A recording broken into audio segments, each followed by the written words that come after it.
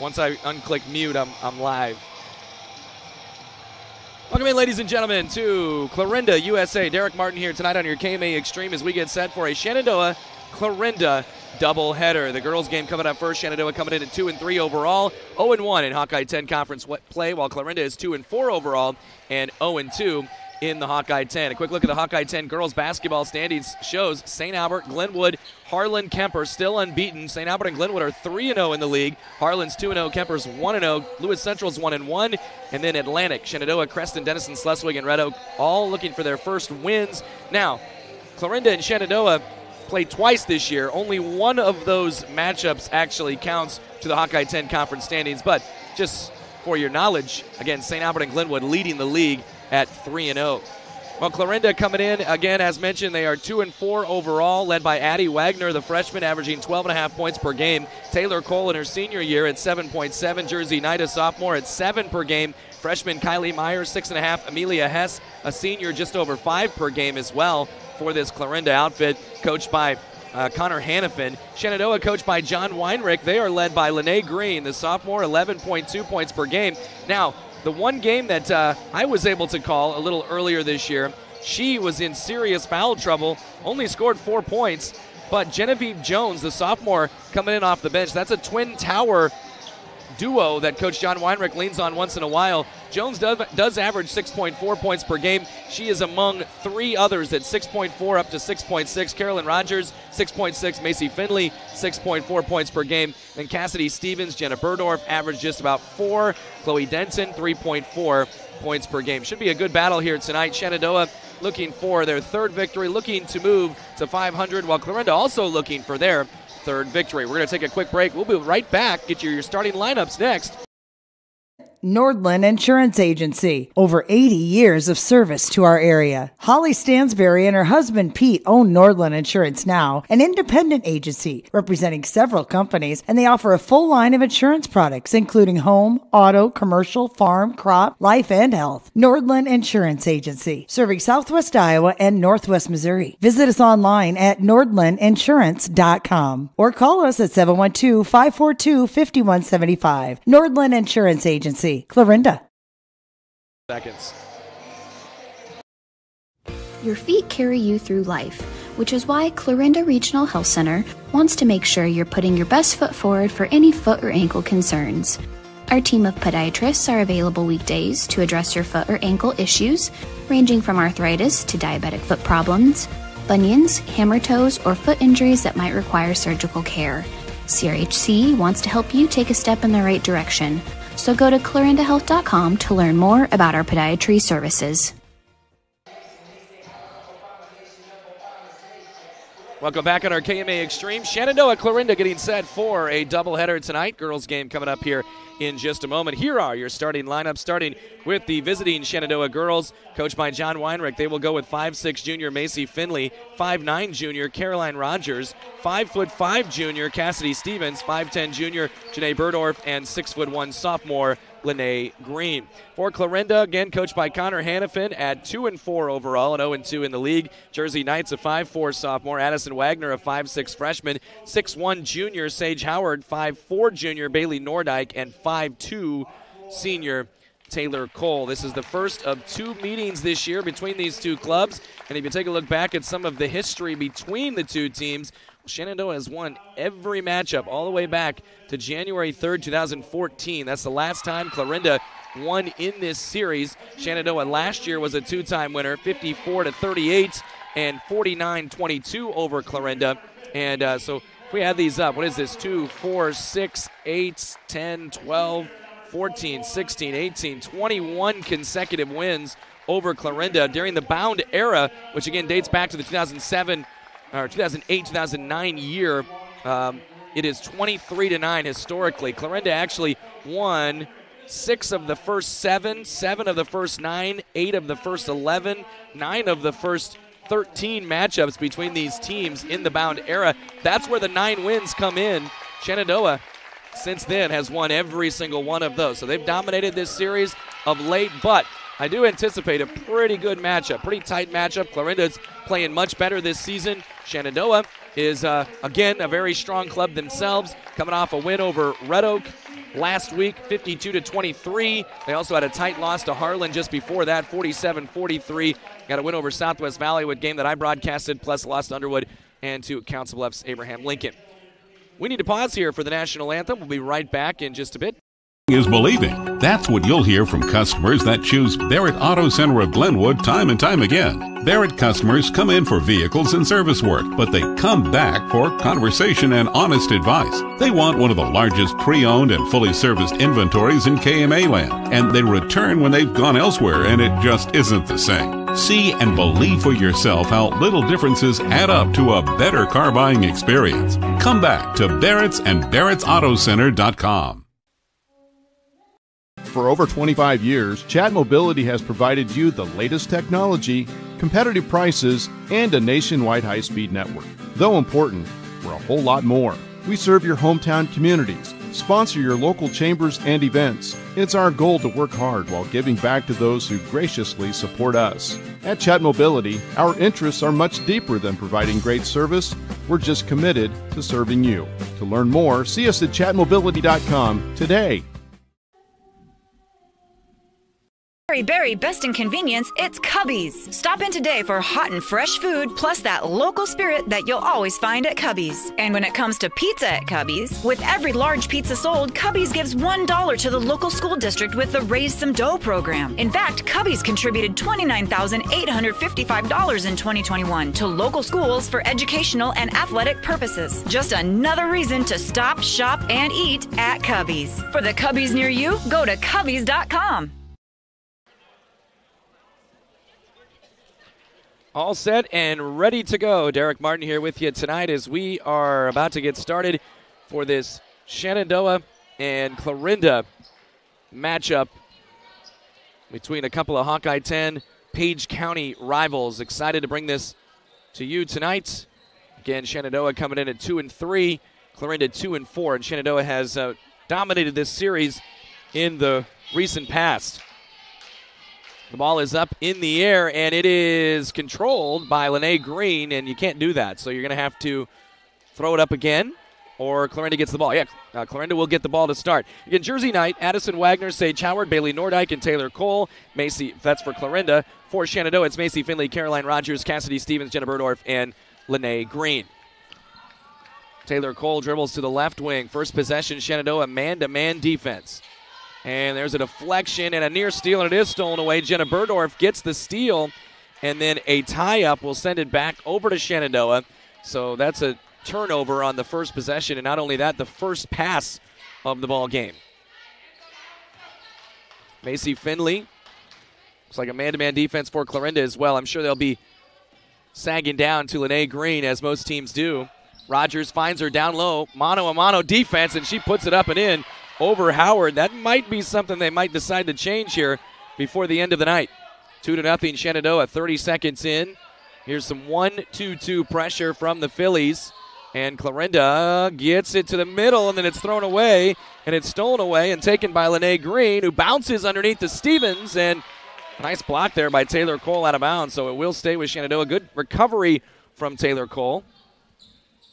2-0 Shenandoah with the early lead. They got a point-blank look for Green. They'll lob it into her again. She turns, she shoots, she misses everything that time. It goes out of bounds to Clarinda, and Cardinals down 2-0 will have their third offensive possession, looking for their first shot of the ball game. Again, more pressure here from Shenandoah. Straight to the middle. Good job by Clarinda to get it to Nordyke. They did this last time, but the next pass is what got stolen. Taylor Cole, top of the key, around to Jersey Knight. Now corner to Nordyke. Nordyke back out front to Wagner. Wagner going to work. Bounces it to Cole. Cole gets in the paint to Nordyke. Corner to Wagner. Open three-point try. No good. Long rebound taken by Macy Finley. 1 minute, 20 seconds in. Shenandoah up 2-0. Caroline Rogers along the right wing. Down low, Green. Surrounded by three to Burdorf. She goes quick swing to Finley. Finley, good spot-up shooter, will dribble drive, bounce it nicely to Green, but she wasn't ready for it, and Shenandoah turns it over.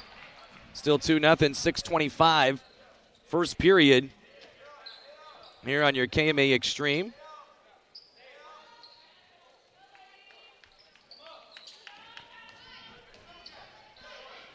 Clarinda breaking the pressure. Nordyke off to Wagner, and now Shenandoah kind of sags in on their man-to-man defense. Nordyke trying to drive baseline, trying to force it up and under, and it rattles in. Bailey Nordyke, nicely done for Bailey, who gets the hoop. And Shenandoah trying to hurry it ahead. Lene Green, the top of the key, throws left wing to Finley. Right back in, down against Howard. Now she's doubled. She puts it up off glass, no good. Burdorf gets an offensive rebound, follow, and no good. And then Nordyke gets the rebound and clears it for Clarinda. Tied at 2, 5:35, first period. Jersey Knight attacking, out to Wagner. Another three-pointer, bang! Wagner with a big three, and a good look from Knight. 5 in a row for Clarinda. 5.5 left in the first period. Top of the key, working around the perimeter. Macy Finley now with the basketball. Here's a three-point try for Rogers, no good. Fight for the board. Burdorf's got it. Another chance here for Shenandoah. Back to Rogers, another three, no good. And a big battle this time for the board, and Clarinda's going to come up with it, get tied up, and it will stay with Clarinda. So go ahead and give a defensive rebound there for Jersey Knight, working hard down low with 5:07 left in this first period. 5-2, Clarinda with the advantage. They've scored 5 consecutive points, the last 3 of those on an Addison Wagner three-pointer. Nordyke forcing the issue, and Cassidy Stevens could not cut her off. Gets called for the foul. It's her first, team foul number 1. Nordyke already with 2 points. That's half of her season average. Now Taylor Cole, just under 5 minutes left in the first. Dribble drive baseline, has a lane, puts it up, no good. Rebound by Lene Green, and she was getting hounded immediately, and she is still bringing it up the floor. Impressive for the 6'1" sophomore. Cassidy Stevens along the right side, trying to feed it to Green, and threw it over her head and out of bounds, and maybe forcing it a little much. I mean, that first possession maybe gave them the idea that this was going to be something that would be there throughout the entire game, but Clarinda quickly adjusted. They've seen double teams, they've seen triple teams, and pass isn't there. Then you need to swing it around the perimeter and find a better look. That one to Green was just a little forced. Here's Sage Howard. Little give and go with Wagner. Wagner scoots through, misses the shot. Rebound on the floor, and it's going to be another tie-up. This will be Shenandoah basketball. Shenandoah gains possession. Now they make a couple of substitutions. This is where they like to go to their twin towers. Genevieve Jones is now in alongside Lene Green. So if you want to double a post player, well, you're generally going to have to pay for it, as Chloe Denton is also checked in. Rogers with it along the right side, lost it, then stepped out of bounds and turned it over. So Shenandoah got the turnover bug. Clarinda, first 2 possessions, didn't get it past the three-point line. Shenandoah since then, 3 turnovers, while Clarinda has none. Just over halfway through the first period, 5-2, Clarinda with the lead. Jersey Knight between the circles. She wants to attack. Off to Wagner. Wagner threw it away. It was deflected by Jones. It was tied up. It will stay with Clarinda. I believe that was Nordyke again, who got her hand in there and was able to keep the possession with Clarinda. Doing a lot of small things here in the early going. Box set here for Clarinda on the inbound. Cole will trigger it in. And so a shot clock question here. The shot clock has reset to 35. And there was no change of possession. So I believe that's going to have to come down to something. If there was a change of possession, it goes to 35. Generally in college basketball, NBA, you know, at a jump ball in a situation like that, the shot clock does not reset because it wasn't a full change of possession. But it does look like that it's going to be a full reset. So 35 on the shot clock. Quick inbound to Jersey Knight. Oh, bounce to Nordyke, who's free, who's swatted nicely by Genevieve Jones. Throw ahead to Rogers. Rogers trying to attack. Along the baseline, she's doubled. Bounce out to Green. Long swing over to Denton. She's not scared to shoot, and it's off. Rebound pulled long and taken by Jersey Knight. Knight trying to hurry it ahead, going right at Green, who took it away from her. They get a jump ball, and they get Shenandoah possession. What a play by Lene Green. Really good. And Jersey Knight, I mean, you got to give her, she's not afraid of anybody. She's always attacking. Give her credit, too, for trying to take it at the 6'1" Green. All right, 3:15 left in the first quarter. 5-2. Shenandoah scored the first possession and looking for another hoop here. There's a miss. There's a hoop. There's a foul. Lene Green, an offensive rebound and a follow off the Genevieve Jones miss. And now she will go to the free throw line to complete a potential three-point play. The foul called on Sage Howard is her first, team foul number 1. And now Howard takes a seat. And a pretty good luxury for Coach Hannafin, too.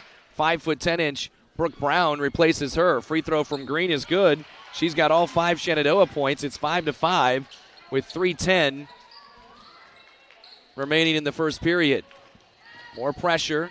Taylor Cole gets to the middle, loses it for a moment, gets it back. Long swing to Wagner, open 3. That's off. Rebound pulled by Genevieve Jones.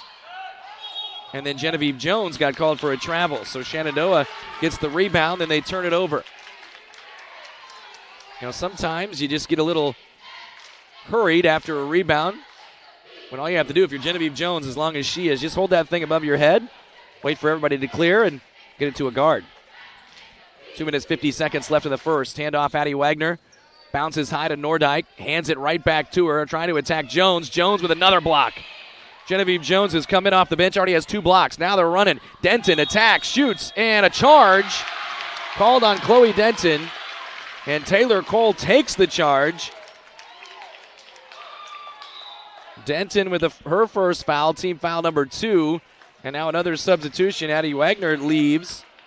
And Amelia Hess enters. Now, I will remember Amelia Hess in this series. I believe she was a sophomore, it was a sophomore 2 years ago in the regional game. She had one of the games of her life, including hitting a big game-tying three-pointer late. Scored over 20 points in that game. Now in her senior year, coming off the bench for Coach Hannafin. And he told me Amelia Hess came to him and said, hey, I think I want to come off the bench. Here's a steal for Green. Missed it. Got her own rebound. Got another chance after it was blocked by Taylor Cole. Out to Rogers for 3. That's long. Rebound taken by Denton. So we call this a 4th chance for Shenandoah. Macy Finley. And threw it away. A steal for Cole. She also had a block on this possession.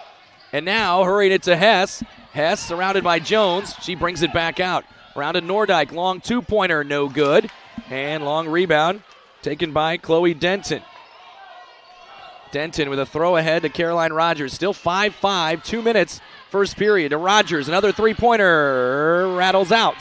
Another rebound for Bailey Nordyke. And Clarinda with the basketball. The turnovers have slowed down, but the hoops still closed for these two teams. Another miss and another rebound taken by Denton. Quick throw ahead to Rogers. Rogers attacks, and she charges in. Taylor Cole takes another charge. Rogers wasn't bothered by the first charge that Cole took and decided to attack. Sometimes the old pull-up jumper is your best friend in that situation. Now Coach Weinrich wants a substitution. It looks like the official that called the charge maybe had his whistle come undone.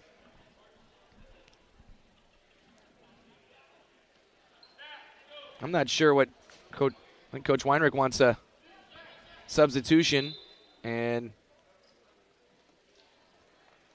it's just like a lot of confusion right now, and I'm not sure what it's about. Got a really good officiating crew here tonight, by the way. I should mention that. I know Sean Peterson, Mark Royer, 2 guys that you generally see at the state tournament. Rogers, by the way, is going to sit. She's replaced by Cassidy Stevens. That was the substitution. Not sure what the conversation's about. Still 96 seconds, 1:36 left in this first quarter. 5-5. Shenandoah and Clarinda. The offenses have been fairly silent.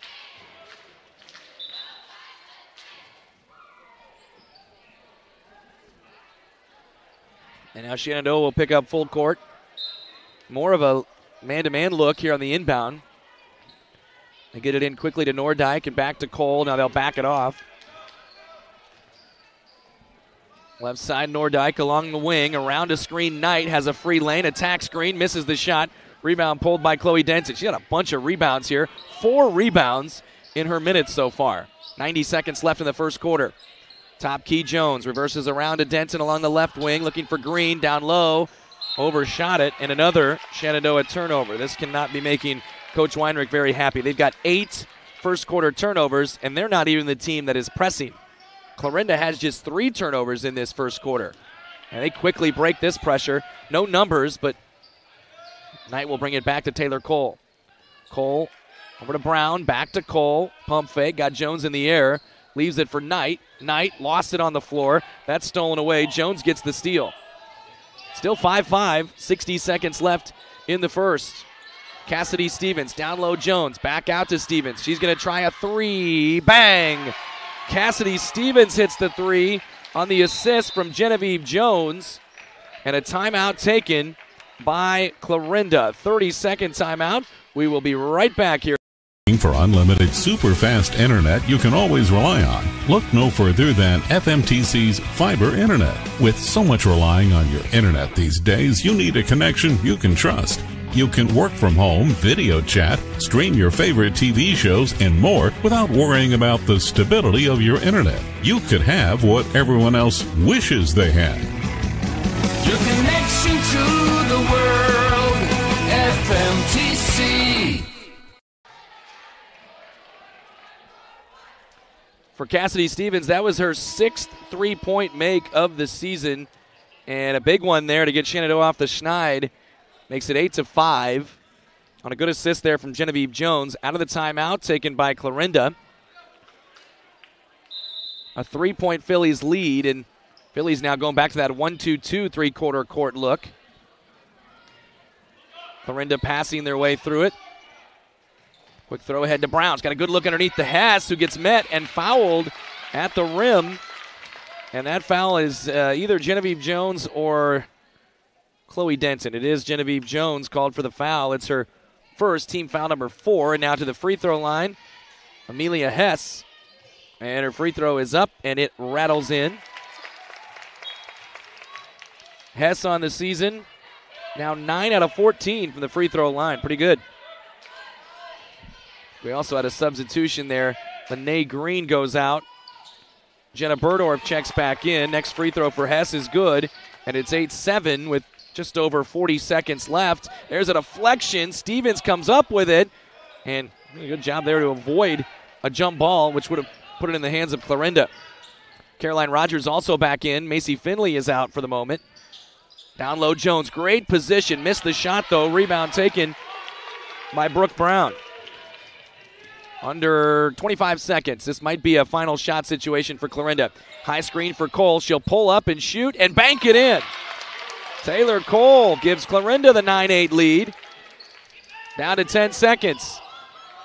Cassidy Stevens to Rogers to Burdorf on the block. Turns, shoots, little hard. Rebound fought for. Jones back out Denton for 3. No good. A couple of bounces off the rim. And that ends the first period. It is a 9-8 Clarinda lead. We go to the second here in just a moment on our KMA Extreme. Hi, this is Alan at Hawkeye Ford, reminding you that we are your destination for new and used vehicles in Southwest Iowa.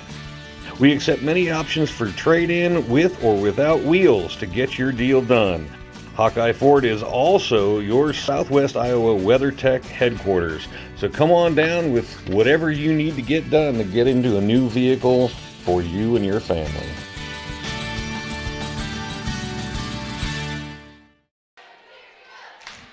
Legacy Mutual Insurance, your family's needs and success are our priority. That's our legacy. Bringing added convenience to our clients is important to us, and our new office at 614 Holland Avenue in Stanton does just that. It provides a central location for servicing our policyholders and our agents more efficiently. Find a local agent at legacymutualia.com and see how we've been providing farm and homeowners coverage in Southwest Iowa since 1870. Legacy Mutual Insurance, a Grinnell Mutual member, now located in Stanton.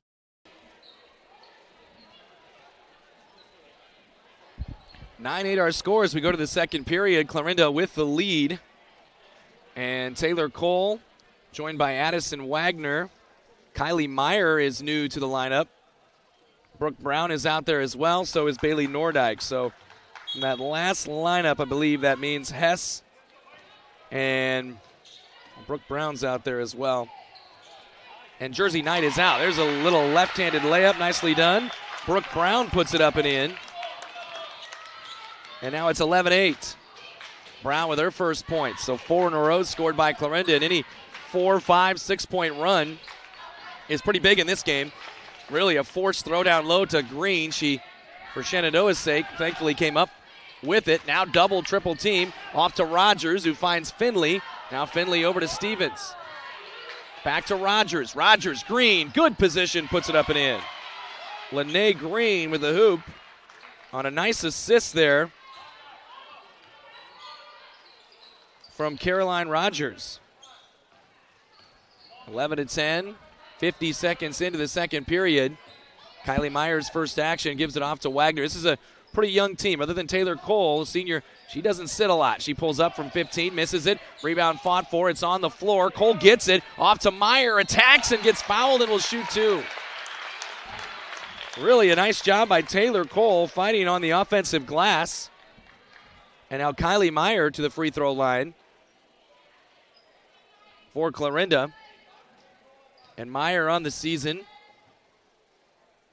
8 for 18 at the free throw line. So she's getting there quite a bit. 19th free throw, though, no good. Brooke Brown back out. In comes Sage Howard. Shenandoah, by the way, has got Finley, Rogers, Stevens, Burdorf, and Green, the original starting 5 to start this second period. And now a free throw lane violation on Clarinda. So regardless of how Kylie Meyer's shot would have gone, I think she was spooked by the whistle there when she was about to shoot it. It wouldn't have counted either way. So 0 for 2 at the line, Clarinda. 11-10, they lead it though, 6:45 left in the half. Good look down low, Burdorf. She's got great position, but then lost it out of bounds. And another Shenandoah turnover. 9-4. Shenandoah has 9 turnovers. Clarinda has just 4. And again, Shenandoah is the team that's pressing. Hasn't led to many turnovers, except 2 of those 4 turnovers for Clarinda were on the first 2 possessions. Kylie Meyer over to Wagner. Wagner wants to attack. Gets caught in the paint and bounces it back out to Taylor Cole. Round to Meyer, blocked by Burdorf. Another block shot for Shenandoah. And now Burdorf leading the break. No numbers. Gets it to Green with 6:15 on the clock. Left wing with it, Finley. Down low, Green. Back out Rogers along the baseline, and around the horn they go. Hand off to Stevens. Stevens thought about a 3. Instead, Finley. Rogers, she'll try it for the left wing. No good. Long rebound, and it's Burdorf who tracks it down. Another chance for Shenandoah. We're under 6 minutes left in the half. Step back jumper. Stevens missed the shot. Rebound pulled by Taylor Cole and Clarinda. Another good job by Clarinda. Another multi-chance trip for Shenandoah that they can't cash in. They trail by 1. In the lane, Nordyke attacks wildly. No good. Rebound by Cassidy Stevens. Stevens off to Finley. Has a layup. Puts it up and in. And 1. Macy Finley with a heck of a play. Cassidy Stevens with the assist. And the foul there called on Bailey Nordyke is just the second team foul on Clarinda. Kylie Meyer sits down now, replaced by Amelia Hess. Nordyke also takes a seat. In comes Lily Merrill for the first time, a 5'4 junior. And a free throw coming here for Macy Finley. And she gets it. Finley, her first 3 points of the game, gives Shenandoah a 13-11 lead. And now Chloe Denton going to come into the game and replace Jenna Burdorf. Look at this 4-guard lineup. This is a quick defensive group out there with Finley, Denton, Stevens, and Rogers, Coach Weinrich wanted to turn it up a little bit, and it's going to lead to a turnover of Clarinda, and Shenandoah pays immediate dividends with the substitution there from Coach Weinrich. Now Jersey Knight back in, and here's the first time we've seen Taylor Cole go to the bench. Knight, Wagner, Howard, Merrill, and Hess for Clarinda. Denton, Finley, Rogers, Stevens, and Green for Shenandoah. Stevens, front of the key, goes corner to Denton, down low Green, deep in the post and puts it in. Unstoppable in that situation. Good job there by Denton to find it, and there's a timeout taken by Coach Hannafin. 5:10 left in the half. Shenandoah is on a run. Since 1892, Malvern Bank has been building community from 404 Main Street in Malvern, Iowa. For generations, Malvern Bank has been serving local businesses, families, and farms to help them achieve their goals in every step of their lives. From saving for college to planning for retirement and everything in between, Malvern Bank is your full-service community bank. Call, click, or stop in today to apply for an account, loan, or credit card. Malvern Bank, we build community. Member FDIC, Equal Housing Lender.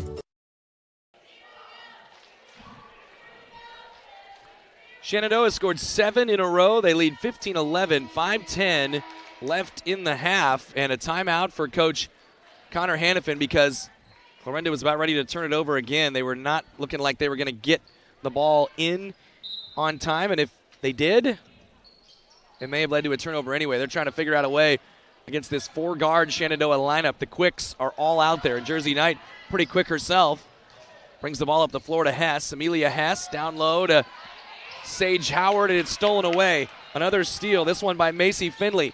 Throw ahead to Denton. Denton attacks, scoops, and misses, but a foul, and she will go to the free throw line. Foul on Sage Howard is her second, team foul number 3. And to the free throw line goes Chloe Denton. Shenandoah sophomore, just 2 out of 5 from the line so far this year, and she makes the first one. Bailey Nordyke back into the game for Merrill. Sage Howard goes back out for Brooke Brown. Lene Green now takes a seat. Genevieve Jones back in. Coach Weinrich wants to stick with that 4-guard group. Denton's next free throw is good. Nothing but net. Denton's got 2. Shenandoah's run is 9 in a row. Trailed 11-8. Now up 17-11 with 4:45 left in the half. Wagner around a screen. She got caught and she traveled with it. Since I said 9-4 in turnovers, Clarinda's turned it over 3 times and Shenandoah has not turned it over at all. That's during this 9-0 run. Stay tuned a little bit later on. We've got high school boys basketball between these two schools. Page County rivalry here on a Monday night in KMA land. Macy Finley, hounded by Knight, gets past her and then gets bumped and gets fouled. And that will make team foul number 4. I've got Knight for number 1. Shenandoah, meanwhile, with 5 team fouls. Get it into Genevieve Jones. Off to Denton. Step back, 3-pointer, short. Rebound battled for. It's on the floor, and Taylor Cole is back into the ball game, and she's got the rebound, and now she's hurrying it ahead. Beautiful bounce to Knight, who puts it up and in. Cole with a, and we've got a whistle, a stoppage. I think maybe Brooke Brown's headband came off there for a moment. Taylor Cole got the rebound and didn't stop until she found an open layup for Jersey Knight. Now here's full court pressure from Clarinda, 17-13. That stops the 9-0 run for Shenandoah. Cassidy Stevens out top. Stevens is caught, gets it off to Denton. Denton with 4 minutes left in the half. Down low, and it's tapped and it's stolen, and then a foul on Rogers. Good steal there from Taylor Cole. Rogers gets her second foul, and team foul number 6. Lene Green coming back in for Jones. And Rogers going to sit in favor of Burdorf. 17-13 Shenandoah. This game has gone in spurts. The big spurt was the 9-0 run for the Phillies, which has them on top by 4 here. Taylor Cole crossing over, going right to the rim. She had a good look but missed it. Rebound, Lene Green.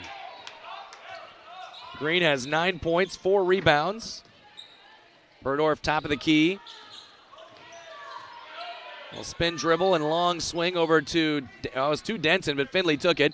Finley back out to Denton, open top key three, no good, little long. Oh, what a board there for Taylor Cole. And now Cole wants to push it again. Cole will pull up from 15, missed it a little hard. Rebound Brown, follow, no good, but a foul on the floor. Should, however, be a 1-and-1. So Brown gets a big offensive rebound. 3:16 left in the half. And I believe the foul on Finley, yeah, it's her first. Team foul number 7. So Brown to the line. 2 out of 6 this year, now 2 out of 7, misses the front end. Rebound taken by Macy Finley.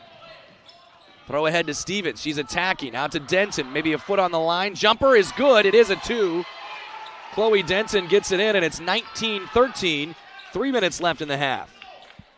Shenandoah has outscored Clarinda here 11-4 in the period. This is an 11-2 run. Taylor Cole, back cut from Nordyke. She's caught. She's stripped. Stolen away by Chloe Denton. And then she throws it back away. Taylor Cole gets the steal. Teams trade turnovers, and we're back where we were, 19-13. Cole, Wagner, long jumper, bang, a 3, and a big one. Her second 3 of the game. Assist for Taylor Cole, and cuts that lead in half to 19-16. Stevens trying to force it to Burdorf down low. Not a good idea. Stolen away by Wagner, and then fouled by Stevens. Wagner gets the steal. Stevens compounds the error and gets called for the foul. It'll be a 1-and-1 here for what I'm sure many would say is the best shooter for Clarinda. She's 15 out of 22 this year as Addie Wagner at the free throw line, 68.2%. Free throw is good. Wagner up to 7 points, just hit a 3 a moment ago, so you got a hot shooter at the line right after that. Jones coming back in for Denton. Caroline Rogers is also back in, and Wagner ends up going 1 for 2 at the line. Lene Green gets her 5th rebound. Looks like it was Cassidy Stevens who came out for Rogers. Now Green wants to attack off the dribble. Turns and shoots and scores beautifully. Great play by Lene Green, and Shenandoah needed a little offensive boost, and she got it. She's up to 11 points, 21-17. Green spent a lot of her youth in this Clarinda school district. Bailey Nordyke attacking, turns, it's deflected. Cole comes up with it, shoots, a little short jumper, no. Rebound pulled by Jones. It remains 21-17. We're at 1:40 left in the half. Rogers down low, Green against Brown, against 2 defenders actually. Tough shot, no. Got her own rebound, follows and scores. Lene Green taking over. The lead is back to 6 with 1:25 left in the half. Addie Wagner along the right wing for Clarinda. Around they go to Cole, now to Jersey Knight. Knight wants to attack. Nordyke, Brown, Cole, left wing. Driving on Finley, pulls up, and a foul called on Lene Green. She didn't think so, but that'll be her second foul, I think. Yeah, that's foul number 2 on Lene Green. Team foul number 9, and 2 free throws for Taylor Cole. 9 out of 17, 52.9% this year. Sinks the first one. She's got 3. Brooke Brown now replaced by 6-foot freshman Carson Wellhausen. Lene Green replaced by Jenna Burdorf. She'll probably just sit the rest of this first half. She doesn't get a 3rd foul. Actually, she was replaced by Chloe Denton. Burdorf is already in. Next one for Cole is good. She gets both. It's 23-19. And Kylie Meyer back in for Taylor Cole. 23-19. 1:06 left in the half. Pretty entertaining first half.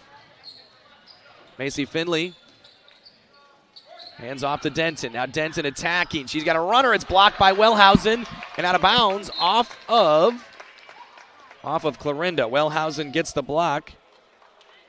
Right place, right time, I think. And being in the right place at the right time helps too. Finley looking to get it in, and she gets it out to Denton with 50 seconds left in the half. She'll try a long three. It's no good. Rebound pulled by Wellhausen. Good minutes for her. Wellhausen comes in, gets a block, gets a rebound. And now Clarinda trying to cut into this 4-point deficit at 23-19. Nearly thrown away. Knight. She does throw it away. Clarinda turnover. 34.6 remaining.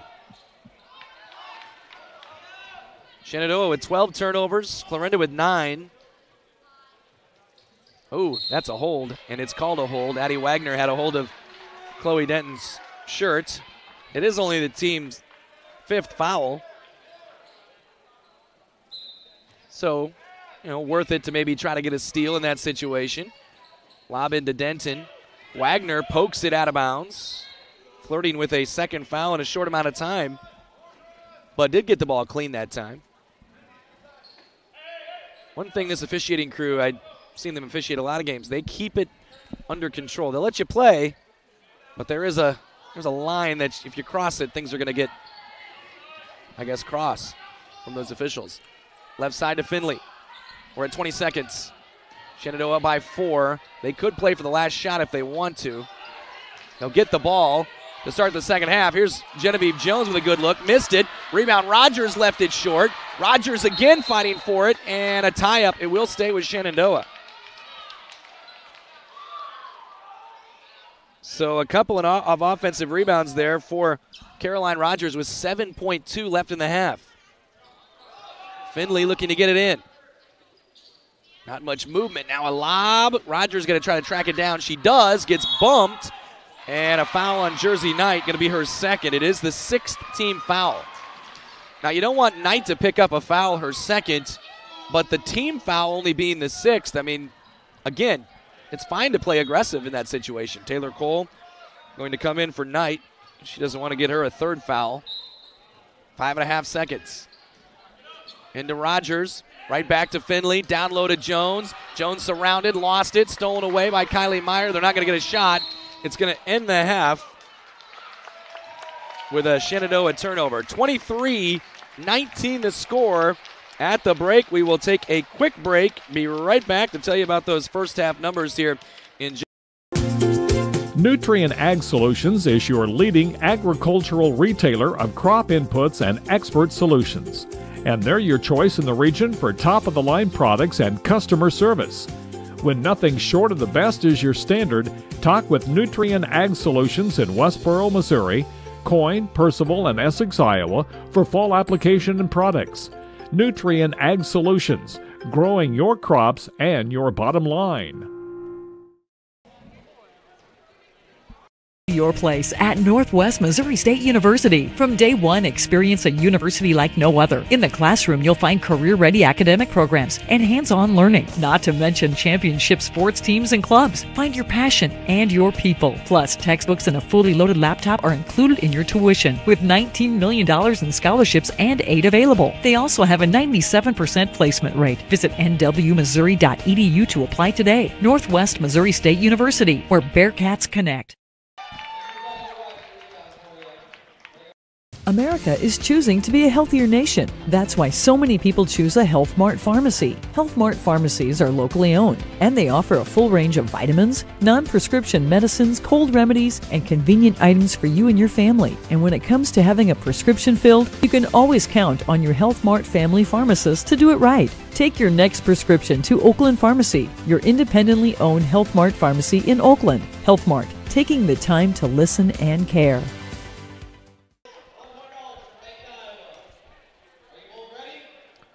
All right, it is a halftime show here. John Cole and Nick Wagner squaring off in a free throw shooting contest for $100. They got a minute on the clock. I mean, it's tough to come out here shooting cold, but Nick Wagner is getting it done. He hasn't touched the rim here in the last couple. Finally did.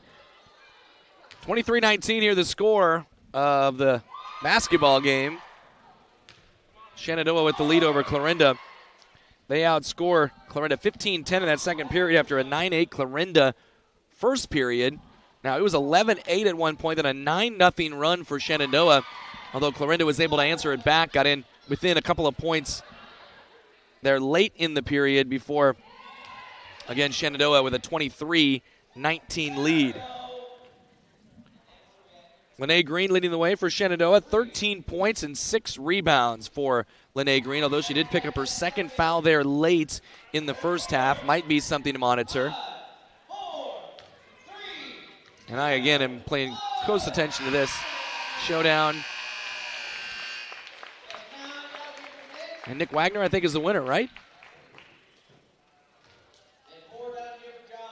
All right, so, yes, he is. Crisp $100 bill for him, courtesy of Bank Iowa. All right, Lene Green, 13 points, 6 rebounds, and then, pretty scattered scoring otherwise. Chloe Denton has 4 points. Macy Finley, 3 points. Cassidy Stevens has 3 points as well.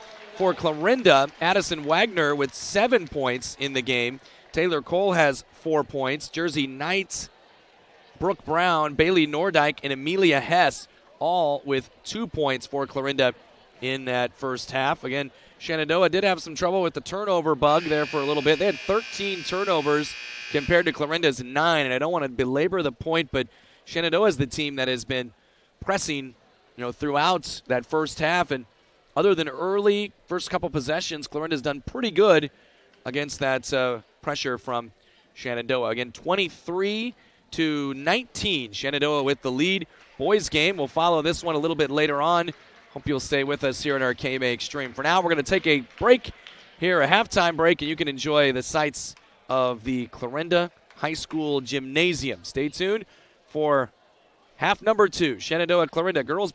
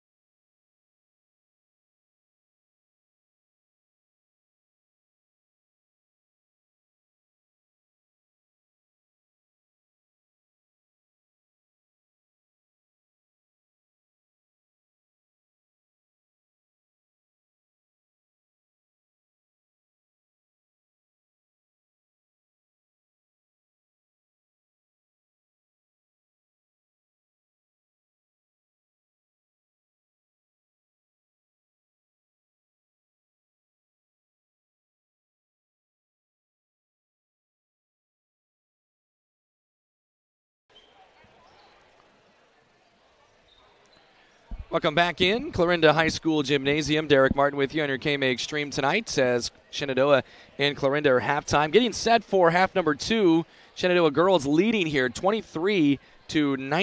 A good first half for Lene Green. 13 points, 6 rebounds, leading the way for Shenandoah. And, 13 of the 23. And she had a little moment there where she looked like she was about to take over and then picked up her second foul and had to sit about the last minute and a half of that first half. Shenandoah will come out with Macy Finley, Caroline Rogers, Cassidy Stevens, Lene Green, and Jenna Burdorf. Their original starting 5. Sage Howard, Addison Wagner, Jersey Knight, Taylor Cole, and Bailey Nordyke, the original starting 5 for Clarinda, which is how they open up the second half. And we are underway here in half 2. Shenandoah with a 4-point lead. Clarinda starts with the basketball. Addie Wagner, dribble drive. Beautiful bounce to Howard, but good hands there from Green. And Jenna Burdorf comes up with a steal, and it's a Clarinda turnover. Now Lene Green leading the break. And, oh, what a play. What a play by Jersey Knight. A steal and then a save between her legs. Cole all the way to the rim the other way and out of bounds. Off of Shenandoah, it'll stay with Clarinda. What a play from Jersey Knight. A deflection, a steal, and a save between her legs. Wow. That was impressive. But now a throwaway and a steal again for Jenna Burdorf. 23-19, still no points here in this second half as we are 40 seconds in to the second half. Lene Green handoff, Macy Finley thought better of it and brings it back out to the front of the key to Burdorf. We're down to 15 on the shot clock. Long 3, Rogers, bang!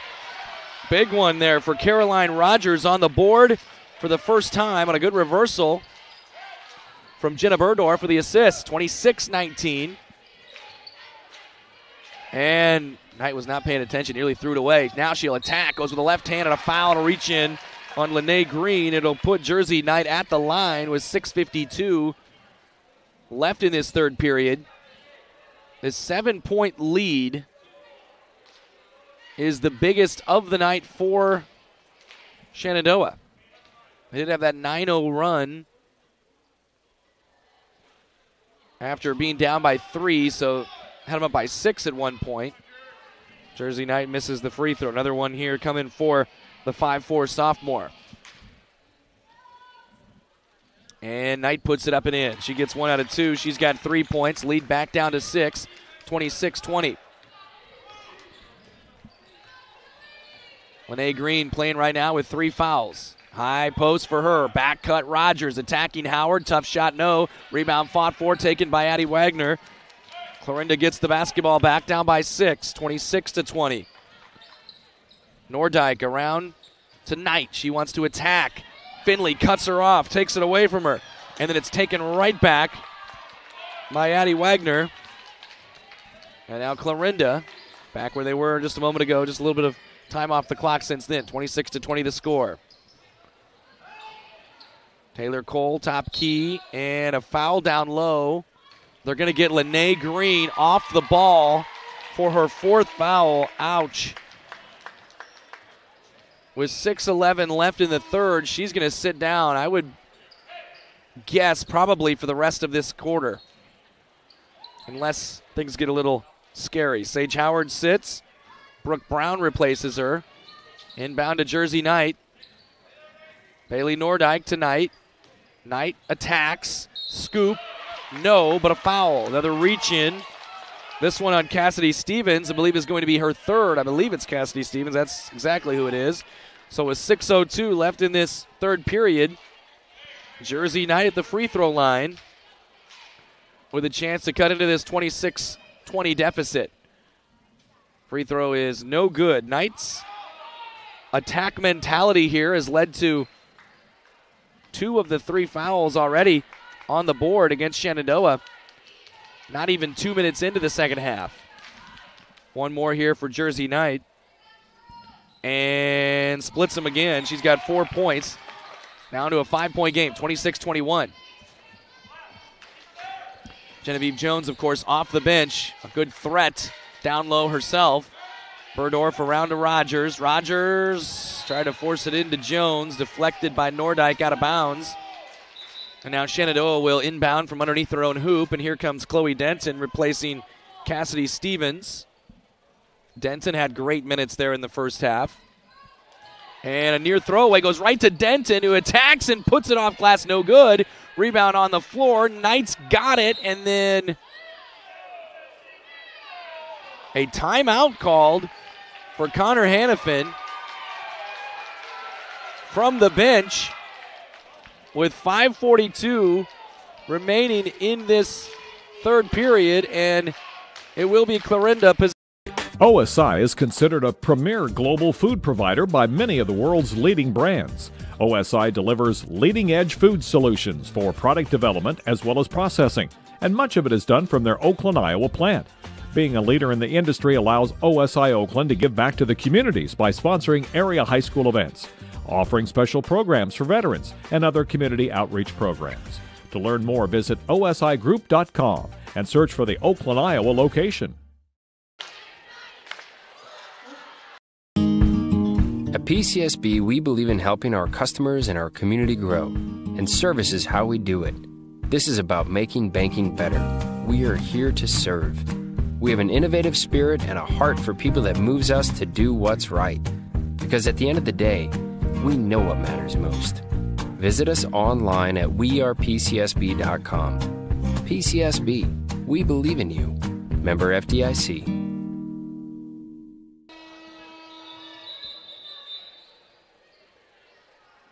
All right, 5:42 left in the third period. 26-21. Shenandoah with the lead.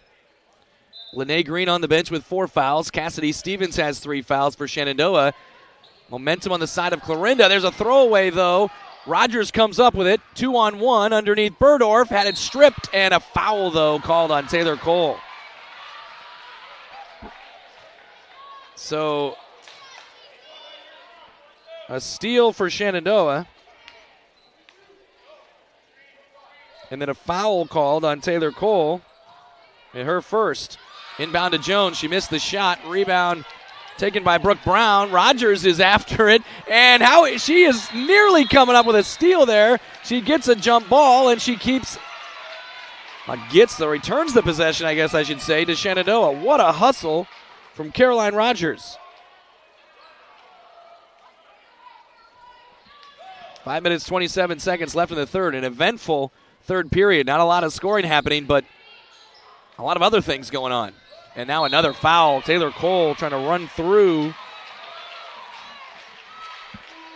Chloe Denton picks up her second foul.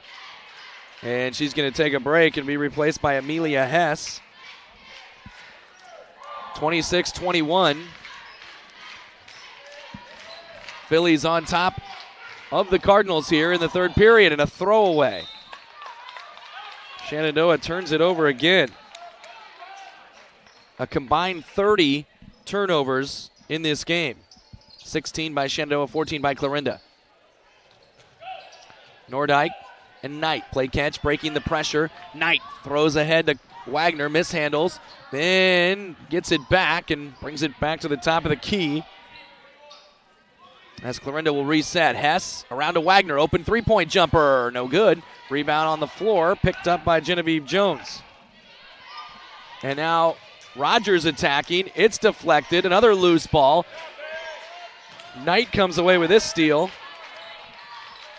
Man, this is just hectic, and it is a mess right now. Another steal for Caroline Rogers. Rogers, no numbers, double dribbled with it and turned it over back the other way. And then holds her shin. Hope she's okay. Just back and forth, out of control right now on both ends, I would say. Cassidy Stevens going to check back in for Rogers. 4 minutes, 44 seconds left in the third. Throw ahead to Wagner. She's got to bounce down low to Brown. Attacks Jones with a left-handed hook. No. Rebound taken by Stevens. Another foul called. This one is on Addison Wagner, as they've maybe come to the point where the officials are really going to start to clean it up a little bit. The reaches and the physical play every inch of the court between these two teams, and who would expect less from these two? Page County rivals. Stevens over to Chloe Denton. Denton, Finley, let's slow it down and get a good look here. Long swing to Burdorf. She attacks, loses it. Stolen away again by Hess. Another turnover. 4 minutes, 10 seconds. Hess stops in the lane, gets it off to Nordyke. Nordyke wants to attack. Deflected and stolen again. Another steal, another turnover. We're halfway through the third, and there have been a lot of turnovers in this third period. Macy Finley open for a minute. She's a little shy right now with a three-point jumper. A pretty good set shooter. Didn't even look at the hoop. Jenna Burdorf attacks from the free throw line. Off to Stevens. Long swing to Finley. There's a three-point try for Finley. No good. Rebound backside taken by Addie Wagner. 5-point game. 3 minutes, 35 seconds left. Over to Nordyke. Nordyke out top to Jersey Knight. Good look down low to Brown. Brown turns, shoots over Jones and scores. Brooke Brown. It had been a bit since anybody had scored a basket. She stops it. And for Shenandoah, it's been a while since they scored. They were up 26-19 early in this period. It's 4 in a row for Clarinda. Burdorf, Jones, she's surrounded, turns, shoots, and scores. Genevieve Jones on the board for the first time. Good answer there for Shenandoah. We're under 3 minutes, 28-23. Jersey Knight bounces to Brown, now to Wagner. Wagner out top to Hess. Hess thought about a three, now a dribble drive, a floater up off glass and in. That's the Amelia Hess Clarinda fans have come to know and love. A good attack and a good hoop, and it's 28-25. Offensives have scored on 3 consecutive possessions here. Cassidy Stevens, front of the key. Lob down low. Good look for Burdorf, who lays it in. Really good pass from Stevens. And it's 30-25. That's 4 straight possessions with a hoop. After several minutes without a single field goal on either side, we're at 2 minutes, 5 seconds. Nordyke, good back cut for Hess. Good catch for Hess, but it's stolen away by Denton. Nice defensive play from Chloe Denton, and Shenandoah's got it up by 5. Stevens attacking, leaves it off to Finley. She attacks, she shoots, little hard off glass. Wagner another board. 5-point Phillies lead. Minute 45 left of the third. Hess on the right baseline, dribbles to the wing. Passes across the Nordyke at the front of the key. Back to Hess on the right wing. And a deflection by Stevens, nearly a steal. Knight back out to Hess. Hess steps in, long 2, short. Rebound by Jersey Knight. Follow, swatted by Jones. What a play by Genevieve Jones, using her length. And Shenandoah up by 5 with the basketball. 1 minute, 20 seconds left in the third. Handoff Cassidy Stevens. Stevens back to Burdorf. Around to Denton. Long 3. Bang! Chloe Denton with a big three-pointer. And a timeout for Shenandoah, up 33-25, an 8-point advantage. Suddenly their biggest of the night. 1 minute, 6 seconds. Businesses talk about service, but at Rogers Pharmacy, it's not just talk, setting them apart from the big box stores. They're a full-service pharmacy where you can not only fill prescriptions, but they also carry an impressive line of medical equipment to meet all of your needs. So whether you need oxygen, CPAP, BiPAP, lift chairs, or diabetic shoes, Rogers Pharmacy has them all. Let their family serve your family. The full-service, family-owned, independent Rogers Pharmacy, located in Tarkio, Mound City, Maryville, and St. Joe. Visit RogersRx.com. People ask me what my dad does. I still don't have exactly the right answer. This is Sadie, and my dad is Shane from Schaff Ag. I know he takes calls and texts early in the morning and late at night. I know he does research to find the best products at the best prices. And I know he says, "I'll get that done for you." But I guess I'm still not sure what all is involved in every aspect of agronomy. But I know my dad does it all. Call Shane at Schaff Ag and see for yourself. 712-520-1333. 6:56. Back on our KMA Extreme at KMAland.com. Shenandoah went nearly 4 full minutes without scoring. But Clarinda only able to score 4 points during that period. And now a little bit of a spurt has them up by 8, 33-25. This is Taylor Cole to Brooke Brown, who puts it up and in. Nice look. Nice ball movement. Brooke Brown has 6 points. And now it's 33-27. Man, the offense has suddenly come unlocked here of late. Down low, poor pass. That's tipped and stolen. Jersey Knights got the steal. Brooke Brown made the deflection. And now Clarinda trying to add to it. There's a steal, though, by Denton. Denton one-on-one with Taylor Cole, who takes it away, knocks it out of bounds, and they will inbound it underneath their own hoop. Shenandoah does get the steal. They do get the possession after Cole was able to cut Denton off. Macy Finley looking, gets it in. Burdorf dribbles to the left wing. He's got Denton open for a three-point try. There it is. Bang again. Denton's up to 10 big points. Burdorf on the assist again. It's 36-27. Biggest lead of the night for Shenandoah. Down to 10 seconds. Jersey Knight out top, gets a screen, attacks Jones, shoots, blocked. Genevieve Jones, another block. 3 seconds. 2, Finley caught at the half line. 1, she'll fire a 3. No good to end the third period. But an eventful one, at least for the last 3 minutes. The offenses came to life. 2 big threes from Chloe Denton, and Shenandoah has a 9-point lead as we go to the with Shore Motor Company in Clarinda to remind you that we are your local Chevrolet, Buick, Jeep, Dodge, Ram, and Chrysler dealer. With straightforward pricing, transparent trade appraisals, and no finance manager to deal with, we make your purchase the easiest you've ever experienced. That's our promise to you. And with an express lane for quick oil changes open 6 days a week, our service department is sure to impress you as well. Shore Motor Company in Clarinda, proudly supporting local high school sports.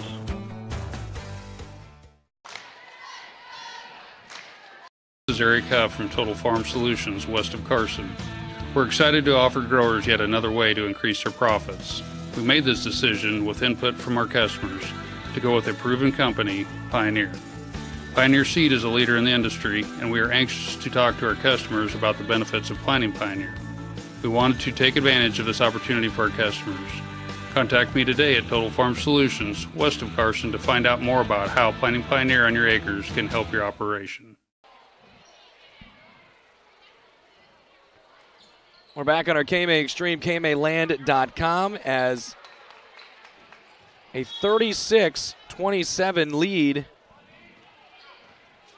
for Shenandoah, up by 9 after the 3 from Chloe Denton. And a couple of threes there late. Meyer with a 3, and she knocks it in. Kylie Meyer with a big three-pointer. Clarinda desperately needed that one. Meyer hits the 3, her first points of the ball game. 36-30. Cassidy Stevens hounded by Jersey Knight. Deflection goes to Macy Finley. Now to Caroline Rogers. Rogers underneath. Burdorf. Can she handle it? She hits the deck. Gets called for a travel. And it's a Shenandoah turnover with 7:28 left of the fourth. Chloe Denton didn't sit for long. She's coming back in. Right now, Genevieve Jones, Macy Finley, Cassidy Stevens is out there. Chloe Denton, Caroline Rogers. Carson Wellhausen out there for Clarinda. Jersey Knight goes corner. Here's Meyer again for 3. That's off. Rebound followed by Cole. Left it short. And Genevieve Jones lost it out of bounds. Another chance here for Clarinda. Missed chance for Shenandoah to clear that one out. Taylor Cole looking to get it in. And going to be a 5-second violation. Turnover Clarinda. That was a quick 5, it seemed like there. But Clarinda turns it over. Shenandoah gets it back. 7:16 left in the fourth. 6-point game after the big 3 from Meyer. Clarinda obviously needing some stops. Shenandoah playing without Lene Green, who had her 4th foul with 6:11 left in the third. Hasn't played since. Jones, deep positioning, forces it up there, gets a foul call on Carson Wellhausen. And free throws coming here for Genevieve Jones. Jones on the season at the free throw line. Just 2 out of 9. She will shoot 2 and rattles it in. Jones has 3 points. Wellhausen replaced by Sage Howard. Clarinda's got Howard, Knight, Meyer, Wagner, and Jones goes 2 for 2, and Taylor Cole out there. Jones has 4 points. Shenandoah lead back up to 8 with 7 minutes left in this fourth period. And there's another steal. This one's taken away by Denton. Can she get control of it, though? She finally does. Gets it off to Stevens. To Rogers. Long three. No good. Rebound pulled down nicely by Kylie Meyer. And then Denton takes it back. Another steal for Denton. Big time minutes for Denton in this third and fourth period. There's a steal for Taylor Cole. Fight for the board. Rogers comes up with it. Down low, Finley puts it up and in. You got a steal for Cole, a steal back for Rogers, and a hoop for Macy Finley, and an assist from Rogers. It's a 10-point lead, 40-30. Jersey Knight along the right side. Off to Meyer, long three, no, little short. Rebound taken, still batted around, and Meyer actually comes up with her own board. Gets it off to Knight, who's caught in the corner. Double team, then a timeout for Clarinda. With 6 minutes, 3 seconds left, they trail it 40-30. Maybe a last. More with your money at TS Bank. Whether it's saving a little extra cash each month or creating a long-term strategy, their goal is to help you transform your financial life. At TS Bank, they ignite prosperity by helping clients do more with their money. Visit one of the Southwest Iowa locations in Trainer, Council Bluffs, Atlantic, or Corning today. TS Bank, member FDIC. In Agrivision Equipment know two things about the future of ag. One, technology will continue to evolve, and two, it's still all about the people that make it happen. Agrivision Equipment is looking for those people to share in the excitement of driverless vehicles, artificial intelligence, drones, and even more John Deere innovation. If you're excited about what this will offer the ag industry, you might be a fit for service technician positions receiving a competitive wage, benefits package, job growth, and stability. Apply at agrivisionequipment.com/tech.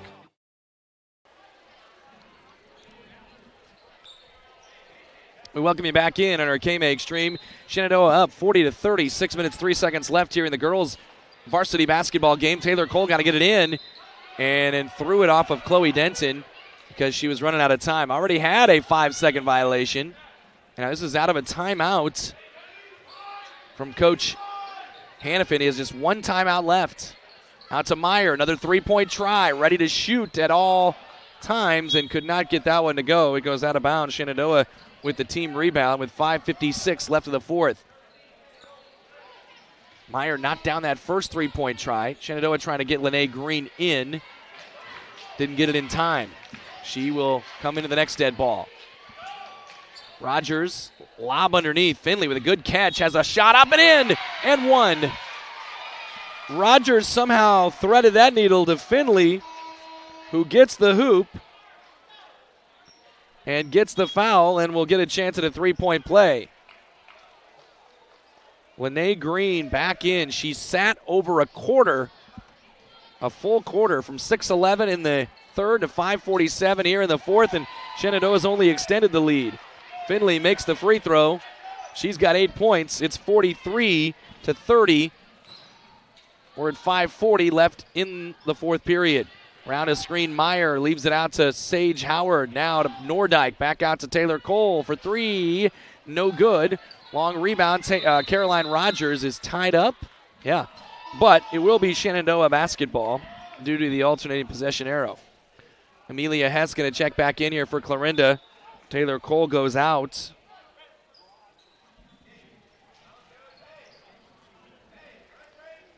So you got Wagner, Hess, Meyer, Nordyke, and Howard on the floor at this moment.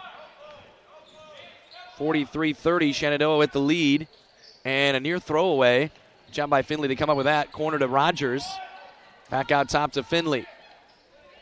This is a situation. Here's a three for Rogers. Nearly banked it in. No. Rebound grab by Cassidy Stevens. Another chance here for Shenandoah. She puts it up and in. Wow.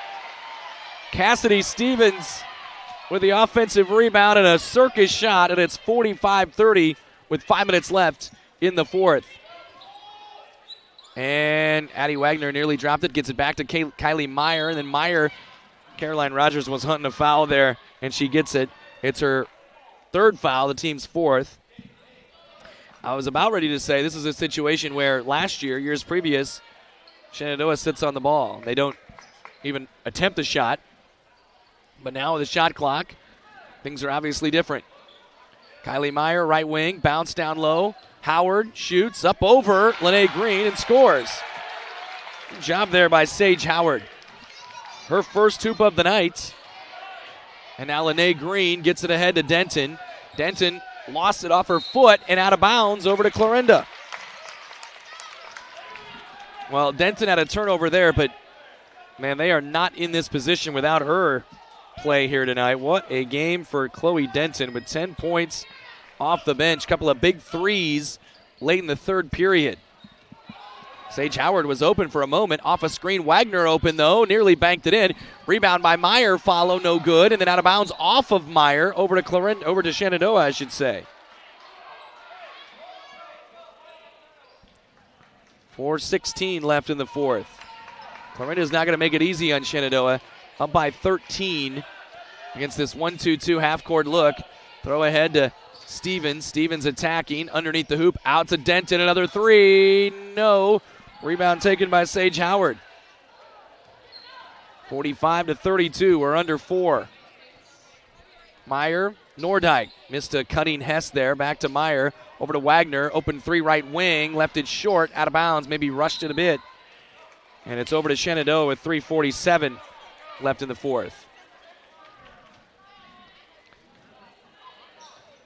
You know, in the past, we also would see teams foul in this situation early on and turn into just a free throw fest. Shenandoah turns it over. Back to Clarinda. Giving them a little bit of life here. Still down by 13 with 3:37 left. It's fourth period for Shenandoah. In the second half, I should say, 22-13 advantage. Down low, Howard. Back out around three-pointer for Kylie Meyer is short again. This one, the long rebound for Cassidy Stevens. Trying to cut into that 13-point lead. Caroline Rogers has a step to the rim. Floats it up and off the glass. No. Rebound Green. No. And out of bounds. It'll stay with Shenandoah. So 3 chances here for the Phillies. A third chance coming up. Here's Jersey Knight back into the game.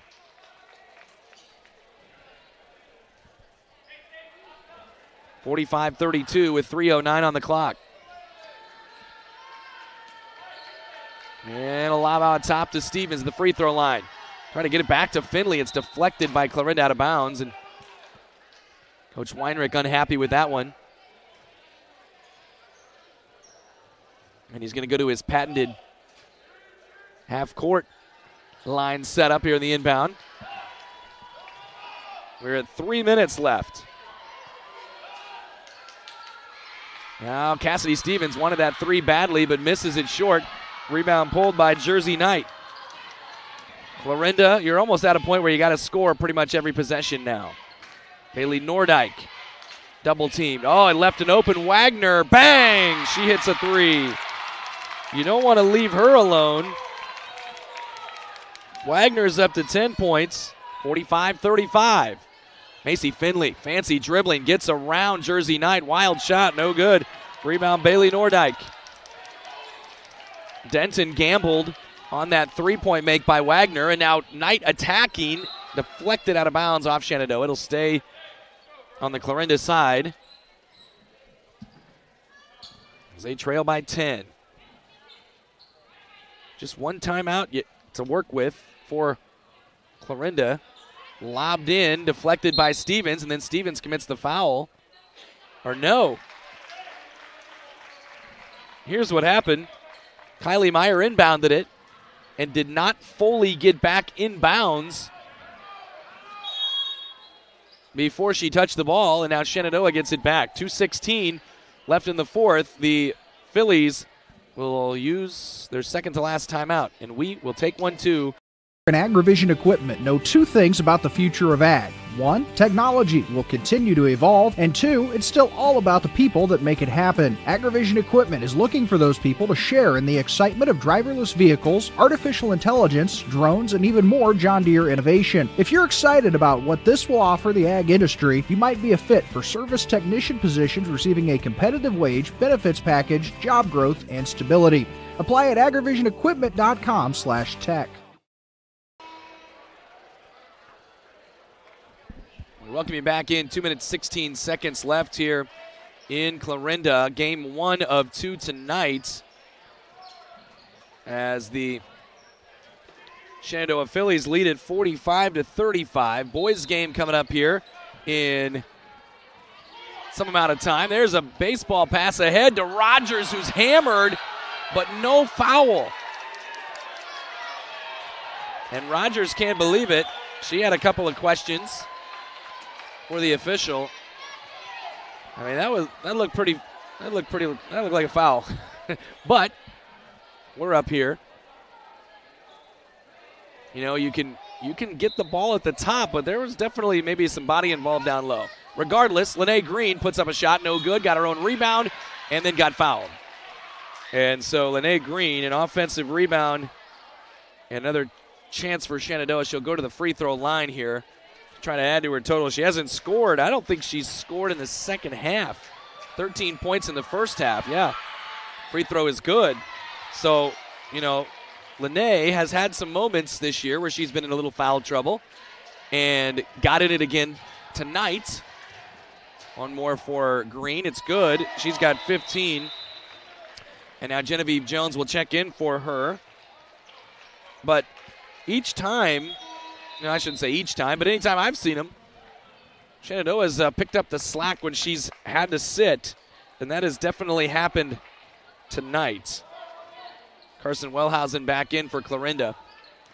You got a 3-freshman group out there with Meyer, Wellhausen, and Wagner. Now a foul on Shenandoah, and it's going to be team foul number 5. The foul there was called on Macy Finley, just her second. Quick inbound, and Nordyke has a layup, puts it in. So there's a quick, easy hoop. Get them back within 10. Just under 2 minutes. Nordyke scored the first hoop of the game, I believe it was, for Clarinda, and that's her first hoop since then. Yeah, the first hoop for Clarinda. She went up and under on that one. Here's Macy Finley. Dribble drive out to Stevens. Stevens has a step, has a layup, puts it in. Nice job by Jones to fend off other defenders, the help defenders. Back to a 12-point game. There's 90 seconds left. 49-37. Meyer to Wagner. Wagner around to Nordyke. Nordyke to Meyer. Meyer now to Knight. Here's Meyer for a long three. No. Rebound Stevens. And in this game, you can't catch the rebound in the basket or you're going to get tied up. And Clarinda will keep possession here with 1:14 left in the fourth period. 49-37. Great. And there's Coach Weinrich with a timeout, taking his, I believe, is his last, no, not even close to his last timeout. He'll have 2 more after this one.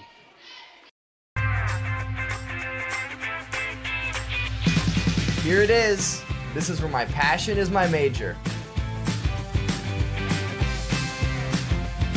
With more than 80 areas of study, dozens of clubs and activities to choose from, and advisors who ask the right questions and offer support, it's easy to be you at Iowa Western.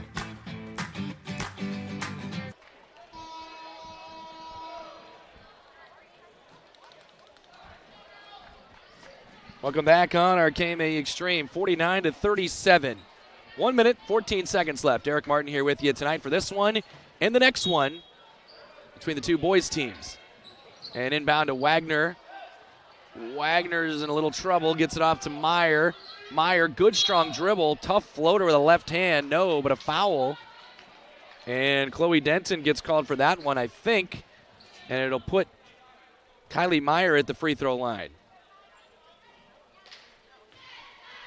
Shenandoah trailed in this game 9-8 after the first period. They had a 9-0 run in the second. took the lead during that run, of course, as the free throw is good for Meyer, and have not trailed since. Genevieve Jones takes a seat. Cassidy Stevens is back in. Lene Green snuck back in during that timeout.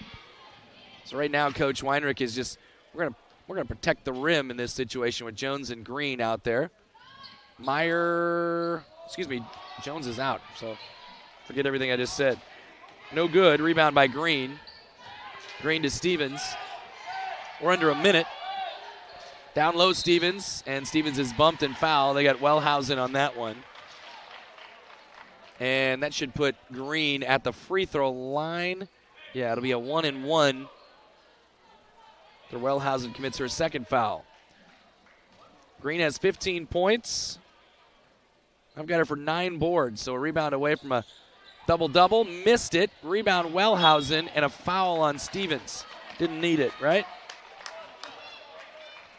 But it will send Wellhausen to the free throw line. 4th foul on Stevens.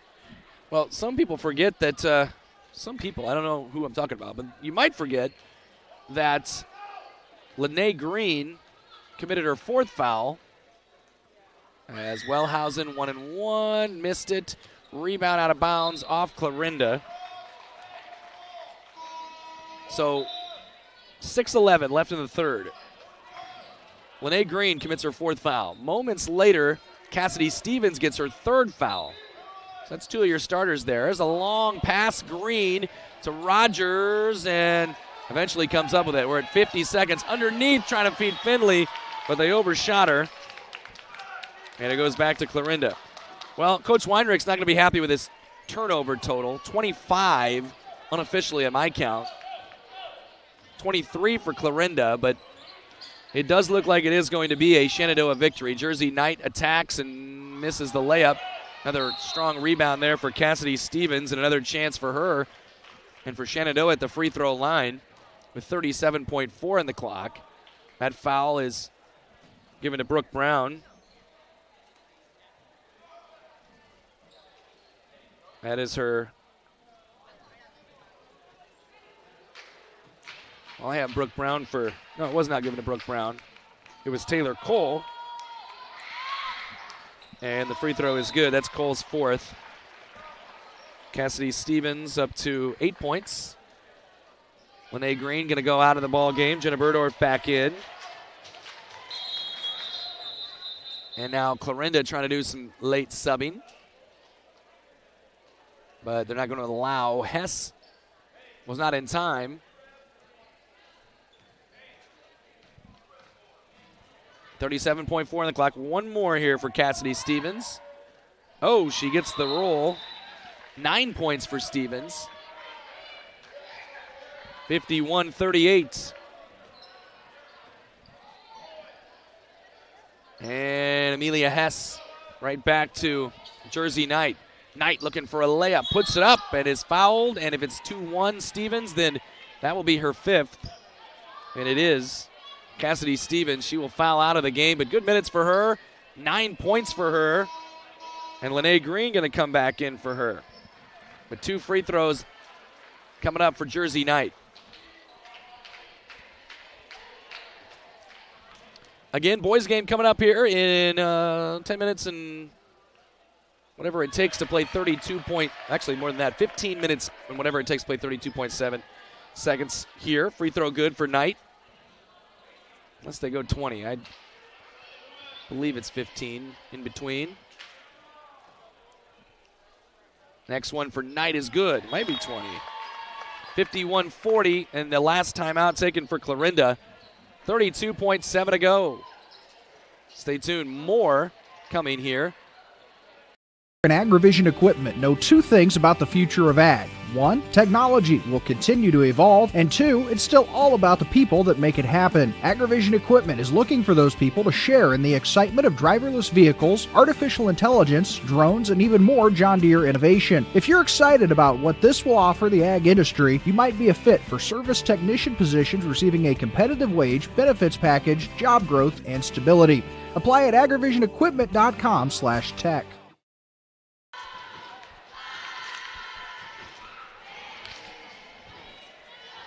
Well, Shenandoah right now, 51-40. The lead, as mentioned, that 9-0 run in the second period gave them the lead, and they did not look back from there. There were some moments where Clarinda made some runs at it, but eventually Shenandoah just too much here tonight as they try to finish things out. 32.7 on the clock. No shot clock on anymore. And Amelia Hess is going to commit the foul, as Hess reaches in, and they'll use those 1-and-1s. This will be the last 1-and-1 for Shenandoah. It'll be Macy Finley stepping to the line. Lene Green goes out. Here comes Alexis Shabam, a 5'4 sophomore. Great game for Lene Green that first half. Most of her damage was done there. No good, Finley. Rebound, Kylie Meyer. And a layup attempt from Jersey Knight is no good. Rebound, Shabam. That should, well, no. There's a steal for Taylor Cole. Actually, Jersey Knight eventually comes up with it. And Shenandoah is still flying all over the floor. 110 seconds. Hess attacks and puts it up and in. Makes it 51-42. They can just hold it out. And they do make one pass, and that will do it. 51-42, the final. Shenandoah is your winner. We will wrap things up next here in a moment. Is believing. That's what you'll hear from customers that choose Barrett Auto Center of Glenwood time and time again. Barrett customers come in for vehicles and service work, but they come back for conversation and honest advice. They want one of the largest pre-owned and fully serviced inventories in KMA land, and they return when they've gone elsewhere and it just isn't the same. See and believe for yourself how little differences add up to a better car buying experience. Come back to Barrett's and Barrett'sAutoCenter.com. For over 25 years, Chat Mobility has provided you the latest technology, competitive prices, and a nationwide high-speed network. Though important, we're a whole lot more. We serve your hometown communities, sponsor your local chambers and events. It's our goal to work hard while giving back to those who graciously support us. At Chat Mobility, our interests are much deeper than providing great service. We're just committed to serving you. To learn more, see us at chatmobility.com today.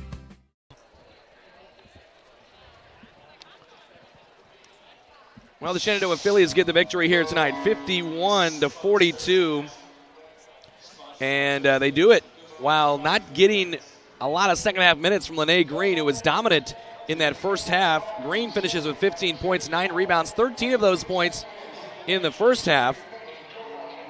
Chloe Denton, though, a big spurt, late third period, a couple of three-pointers, helping Shenandoah hold off this Clarinda team. 10 points for Denton, 9 for Cassidy Stevens. Caroline Rogers had 3 points, 4 assists, 3 boards. Macy Finley scored 8 points as well. For Clarinda, they got 10 points from freshman Addison Wagner, 6 each from Brooke Brown, Amelia Hess, and Jersey Knight. Taylor Cole had 4 points. Kylie Meyer had 4 points, but Shenandoah is your winner, 51-42. We're going to go ahead and take a break. We will go ahead and mute our mics, and we will get you set for Clarinda and Shenandoah.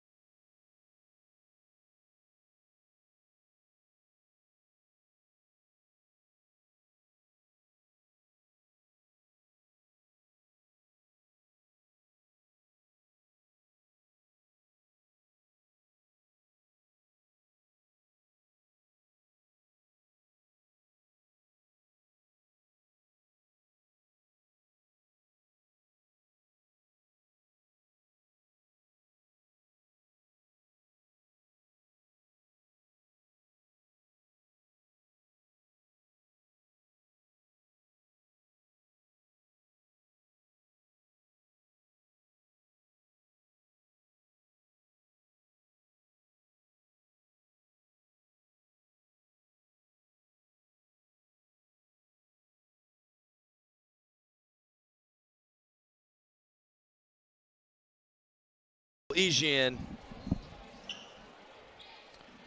Welcome back on our KMA Extreme, KMAland.com. Derek Martin here with you once again as Clarinda and Shenandoah getting set for some Hawkeye 10 Conference basketball. Clarinda comes in at 3-2 overall. They are 2-2 in the Hawkeye 10 Conference. That's according to the Hawkeye 10 Conference website, which may or may not be accurate. We do know they are 3-2 overall. Shenandoah is 1-4 overall, 0-1 in the conference. Clarinda has played a very difficult schedule here at the beginning of the season, as they've seen, 4 Hawkeye 10 conference teams here to this point, while Shenandoah is coming off of their first victory of the season. They took down Essex this past Friday, while Clarinda was playing Glenwood, and then earlier in the week lost to Atlantic as well. Those are the couple of Hawkeye 10 teams they've lost to. They did have a nice win over St. Albert, a rout of Red Oak. They had a very nice victory over Nottoway Valley as well. For Shenandoah, we mentioned the victory over Essex. They have lost to Red Oak, Harlan, Southwest Valley, and Underwood to this point in the season, in the first year as a head coach for Ryan Spiegel. Of course, Rod Eberle continuing to coach this Clarinda team, although they are doing it without Cole Baumgart, who has a torn labrum in his right shoulder, which is obviously not good news if you are thinking of, this sport, obviously, and other sports. So others have had to step up, but here's the starting lineups for Shenandoah. Again, coming in at 1-4, coached by Ryan Spiegel. Jade Spangler, a 5'11 junior, joined by 6'2 junior Juan Cepeda, 5'9 junior Camden Lorimer, 6'2 junior Gage Heron, and 6'1 sophomore Dalton Athan. For Clarinda, 6'1 senior Tayden Brown, 6'1 senior Wyatt Schmidt, 6'4 senior Isaac Jones, 6'1 senior Ethan McAndrews, and 6'7 junior Creighton Tuzio. First meeting between these two teams of 2 this year. They will also play January 13th in Shenandoah. This is a series that is dominated by the Clarinda boys. We mentioned the Shenandoah girls have dominated the series. It was 23-9 for the girls of Shenandoah. It's 23-9 during the Bound era here for Clarinda. Last time Shenandoah won in this series, it was December 8th of 2017. That was part of a string for Shenandoah where they won 8 consecutive times against Clarinda. That's 8 of the 9 wins. The only other one came back in January of 2010. But since then, Clarinda has run off 4, 6, 8, 10, 12 consecutive wins in this series. Again, the starting lineups: Brown, Schmidt, Jones, McAndrews, and Tuzio for Clarinda. Spangler, Cepeda, Lorimer, Heron, and Athan for Shenandoah. We are moments away from getting set for game number 2 of this doubleheader. The Shenandoah girls, if you're just joining us, victorious a little earlier here tonight as they continued their run against Clarinda with a 51-42 victory. Clarinda boys trying to continue their run of wins against this Shenandoah team. All right, the tip is up, and it is easily controlled by Clarinda. Dalton Athan didn't even try to jump with Isaac Jones. Not many would. He's a high jump champion, a long jump runner-up in his career. Jones gets it off to Wyatt Schmidt for 3. No. Rebound Tuzio. Another chance here for Clarinda. Back out to Schmidt. They let him shoot. Instead, he'll drive. Missed it hard off glass, and now a rebound secured by Juan Cepeda. Quick outlet to Jade Spangler, coming off of a fine performance against Essex on Friday evening. Around to Heron. Heron back out top against looks like a 1-3-1 zone here for Clarinda with Isaac Jones on the point. Pretty good, lengthy Isaac Jones in the point. It's a good spot for him. Long swing across to Lorimer. Now Spangler for 3. Bang! Spangler hits the 3. It's 3-0 Shenandoah, 50 seconds in. Jones on the right wing, down low. Finds McAndrews, back out to Jones. Driving baseline, goes up and lays it in. Isaac Jones, a little finger roll, makes it 3-2. And now Spangler hurried across the timeline, steps around and brings it back out to Heron. Now a throwaway and a steal, this time taken by Jones. He'll go to the rim. He went for a dunk, but he missed it. Rebound, though, by Tayden Brown. Floats it up, no good. Got his own rebound and puts it up again, no good. McAndrews with a follow and a hoop and a foul and a chance at a three-point play. So Tayden Brown, 2 offensive rebounds there, followed by an offensive rebound from McAndrews, who scores. Makes it 4-3. The foul called on Dalton Athan, and Clarinda takes the lead. And the free throw from McAndrews is no good. Nearly got it. Yeah, he did get his own rebound.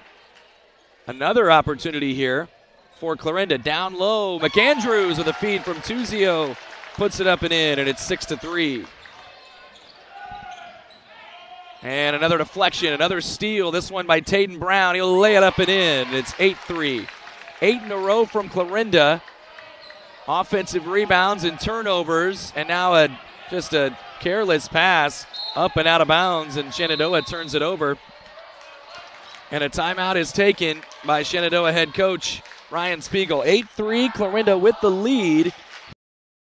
Nordland Insurance Agency. Over 80 years of service to our area. Holly Stansberry and her husband Pete own Nordland Insurance now, an independent agency representing several companies, and they offer a full line of insurance products, including home, auto, commercial, farm, crop, life, and health. Nordland Insurance Agency, serving Southwest Iowa and Northwest Missouri. Visit us online at nordlandinsurance.com or call us at 712-542-5175. Nordland Insurance Agency. Clarinda. All right, again, we saw a little earlier this year where Shenandoah did have some trouble against that Southwest Valley press early and then kind of did settle in after a few choice sessions there with Coach Spiegel in a huddle. But we're seeing that a little early here in this one too. Isaac Jones lost it out of bounds, but it was deflected by Shenandoah. It'll stay with Clarinda. Wyatt Schmidt will trigger it inbounds, gets it into Taden Brown. He'll fire a three, no good. Long rebound taken by Spangler. Spangler hit a three, and then Clarinda's scored 8 in a row since. There's another steal, this one by McAndrews. McAndrews off to Schmidt. Schmidt back to McAndrews, or tried to anyway. Stolen by Herron, and then Jones comes around and deflects it out of bounds. But he was on the baseline when he did touch it. And it will go to Shenandoah here against what looks like a 1-2-2 three-quarter court look from Clarinda. Camden Lormer spinning along the baseline, lost it. Another steal taken by Jones. Jones leaves it underneath for Schmidt, who puts it up and in. Wyatt Schmidt from Isaac Jones, and it's 10-3. 5 minutes, 15 seconds left in the first. Gage Herron, bounce across to Spangler, jab step, three-pointer, bang! He hits his second three, and it's now 10-6. Spangler with an early three, and then follows it up with another. They haven't had a lot of shots. They might be 2 for 2 shooting-wise. I think they are. Wyatt Schmidt, jab step, step back, three-pointer, no good. Rebound taken by Spangler. Spangler throwing ahead and out of bounds, out of the outstretched reach of Dalton Athan. When Shenandoah isn't turning it over, they've got 6 of them here early. They're 2 for 2 from the field. Both three-pointers from Jade Spangler. Isaac Jones along the right wing. We're at 4 minutes, 35 seconds here in the first. 10-6. Clarinda, Tuzio, Brown, left wing. Now high post for McAndrews. Down low Tuzio at 6-7. Back to Brown, who whips it inside to McAndrews, but he can't finish. Rebound Dalton Athan. Athan gets it to Spangler. Spangler, Herron. Herron's in trouble. Double teamed in the corner. Long swing. Lormer for three. No good. Rebound Herron. Another chance. Out to Spangler. Another three-point try. In and out. Another rebound for Herron. Back to Spangler. He'll try it again. No, this one's off. Rebound by McAndrews. Some good looks there for Shenandoah. Just couldn't get him to go. 10-6 it remains. Tuzio reverses to Jones. We're under 4 minutes. Down low Tuzio against Cepeda. Good lead for McAndrews. Lost it, but it gets to Schmidt, who puts it up and in. Schmidt makes it 12-6. 3 minutes, 40 seconds. Lormer splitting a double team. He's tied up now. It will stick with Shenandoah. If it's a jump ball, yeah, it is. Clarinda is going to make a couple of substitutions. And they're going to take Ethan McAndrews out and bring in Andrew Jones. Tuzio leaves. And Justice Fine, they get even bigger, even with Tuzio hitting the bench here. Lob out top to Spangler. Spangler to Herron, right side. Back to Spangler. Spangler to Herron again. They're just kind of overloading that right side right now, and a dangerous pass, and there's a steal. Justice Fine going to the rim, off the backboard! Missed dunk, though, by Isaac Jones. Rebound taken by Camden Lormer. He'll go all the way to the other end, float it up, no good. Rebound pulled by Justice Fine. I don't know if Ron Eberle likes that one very much, but I think the crowd did. Wyatt Schmidt attacks, lays it up and in. Wyatt Schmidt looking good. Well, a nice hoop off glass, and it's now 14-6. More pressure from Clarinda. Another deflection by Jones. How do you get it around that kid? He's 6'4", but he is way longer than that. By the way, it is good to see Frank Seifert on the bench coaching here, this Clarinda team. By the way, Gage Herron is out. In comes Seth Zwickel, first substitution for Shenandoah, which is playing without Blake Herron. Excuse me, not Blake Harold, I should say, again. Cepeda, he's a lefty, tried a left-handed hook, missed it. Rebound by Andrew Jones. 2 minutes, 40 seconds. Taden Brown, jab step, down low. Andrew Jones, back out, three-point try. Justice Fine is off. Rebound underneath, followed by Andrew Jones as he gets 2 chances, and his second one pays off. Just killing him on the offensive glass, which is what you would expect. This Clarinda team's very big. 16-6. Three-pointer for Seth Zwickel. No good. Bounces up off the rim and over the backboard, out of bounds, and Clarinda gets it back. Wyatt Schmidt will take a seat.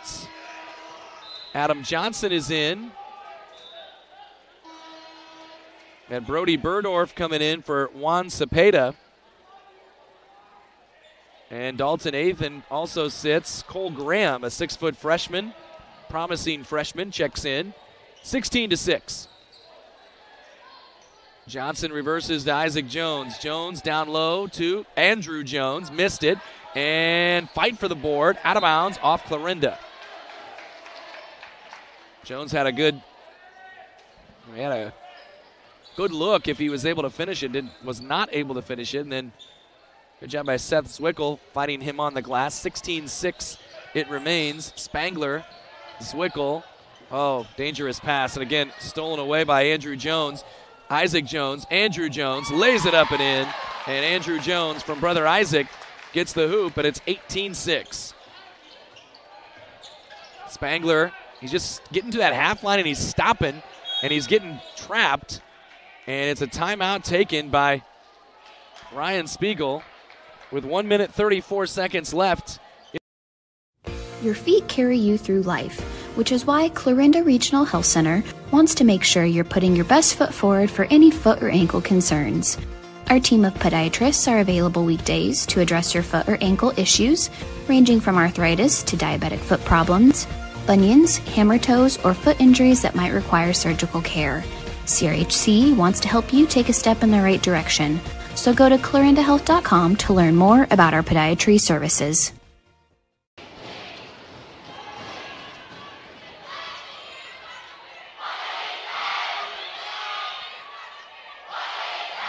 We welcome you back in our KMA Extreme, where Clarinda is up 18-6 with 1 minute 34 seconds left in the first quarter. We've had Isaac Jones attempt a tomahawk one-hand slam. I had one off the backboard from Justice Fine to Isaac Jones, and he's 0 for 2 on the dunks. But I'm going to guess he's going to take a few more chances. He'll have a few more chances in this game. That off the backboard one, I mean, you don't see that often in the first quarter. You know, generally you get late in the game, you're up big. But why not? 18-6 the score. And Spangler gets it across to Burdorf, middle of the defense. Zwickel, now Spangler again. Back to Zwickel. Zwickel around to Burdorf. Burdorf in the corner, back to Zwickel. Good ball movement here. Spangler, Zwickel, corner, Burdorf. It hasn't been a reversal yet, though. That's the problem. We're down to 5 on the shot clock. Spangler goes and floats it up. No good. Long rebound. Picked up, taken by Justice Fine. Throws it ahead to Johnson, who puts it up with a left hand. No. Rebound fought for. Andrew Jones has got it. Puts it in and one.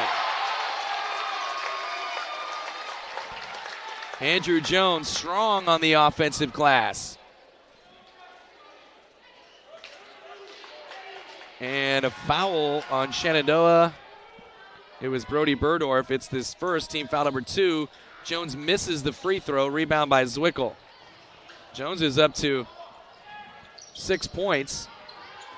Camden Lorimer lost it, but he was fouled. Fouled by Justice Fine. Or was it Justice Fine?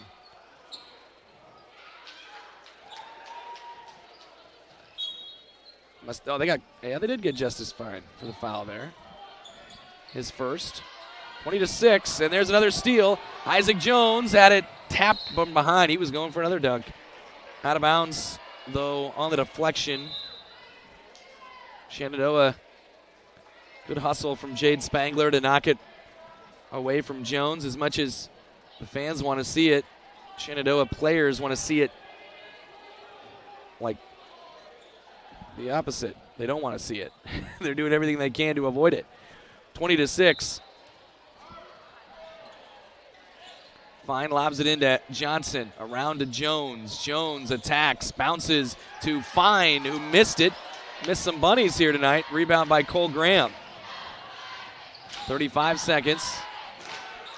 And a deflection. Kyle Wagner, by the way, is in, replacing Taden Brown. 14-point Cardinal lead.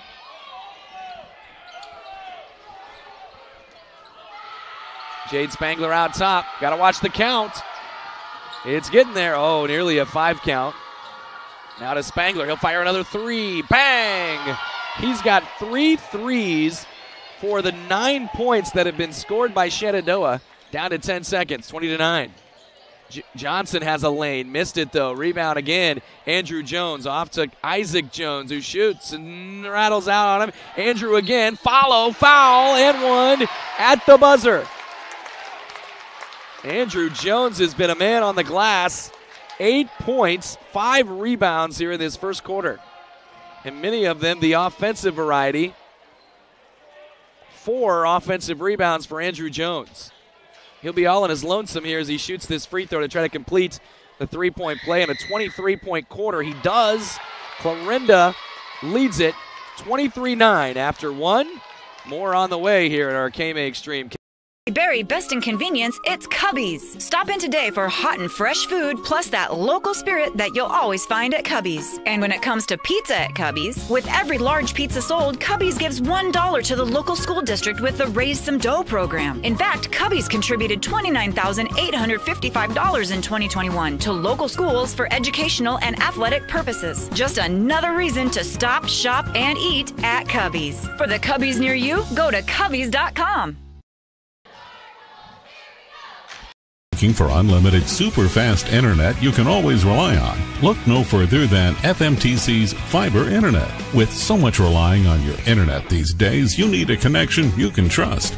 You can work from home, video chat, stream your favorite TV shows, and more without worrying about the stability of your internet. You could have what everyone else wishes they had.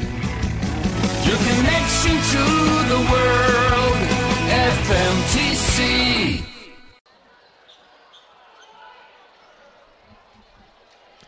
23-9 after 1 period, and Clarinda, after the 3-point play from Andrew Jones, will get the ball to start. They've got Taden Brown, Andrew Jones, Isaac Jones, Wyatt Schmitz, and Justice Fine out there right now.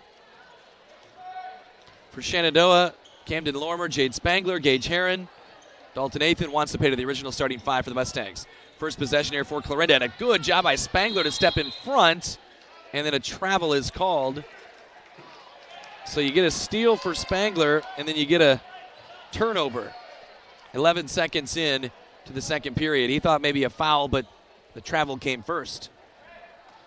23-9, Taden Brown. Around they go to Fine, right side, Wyatt Schmidt. Schmidt back to Taden Brown, around to Isaac Jones. Jones squares up, getting a screen from Brother Andrew. Bounces to Brother Andrew, puts it up, no good, but a foul. They have done a great job, those two, working together. Well, Andrew Jones, man, has been all over the offensive glass. That time a nice little 2-man game, pick and roll. Free throw for Andrew Jones is up, and it is no good. 7 minutes, 33 seconds left in the half. A 14-point lead for Clarinda.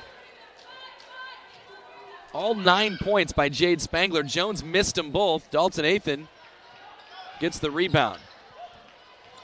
Spangler, Heron. Spangler again. Around to Lormer. Brown hunting a steal. Ball is loose. It's still loose. And it's a tie-up. It will stay with Shenandoah after all of that. That was a lot of hands touching the ball.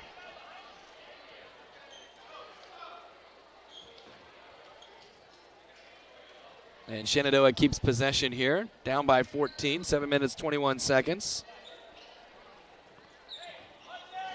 Spangler has already hit 3 threes. Juan Cepeda along the right wing. Looking for Athan on a back cut. Instead, Lorimer, front of the key. Dribble drive, lost it through the legs of Schmidt, out of bounds. I'm going to say it was last touch by Taden Brown on that steal attempt of Lorimer. Lorimer looking to get it in and lobs it to Heron. Heron nearly lost it, got it back. Dribble drive to Lorimer. He got called for a travel before the pass. Shenandoah picks up another turnover at 7:04 mark. Shenandoah's up to 11 turnovers, 7 of those on steals by Clarinda. How about that? That's the turnover type that you do not want. Justice Fine right side with it. Now to Jones, around to Schmidt. Schmidt, here comes that screen from Jones. Schmidt goes away from it, floats it up and in. Hard off glass, he's got 8 points. Him and Andrew Jones have 17 of the 25 for Clarinda. Jade Spangler goes left side to Gage Heron. Heron, out pops Dalton Athan. Athan back to Heron. Heron hands to Spangler. Spangler thinking about a 3. He will try it and missed it a little long. Rebound by Andrew Jones. Another board for number 3-4. Head to Wyatt Schmidt. Good catch. Bounce down low. Jones. Quick turn, and he missed it. Fight for the board. It's picked up by Camden Lorimer.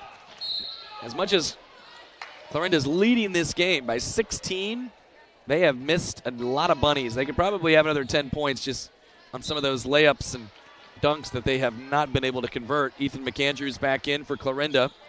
He replaces Andrew Jones, who had some great minutes there off the bench for Coach Eberly. 6 minutes, 5 seconds left in the half. 25-9, a 16-point Clarinda lead. Cepeda bounces to Athan, back to Cepeda, over to Heron. Heron gets in the paint. He will float up a hook shot, misses everything. Rebound grabbed by Isaac Jones. Taden Brown will start and stop. Leaves it to Fine. Fine thought about it. Now floats it up. It's long. Rebound Jones. Out of bounds. Over. No, it's going to be a foul maybe. We got one official saying out of bounds. One calling a foul. Yeah, it's going to be a foul on Shenandoah. Each team has a couple of substitutions coming in, but check this foul. It's on Dalton Athan.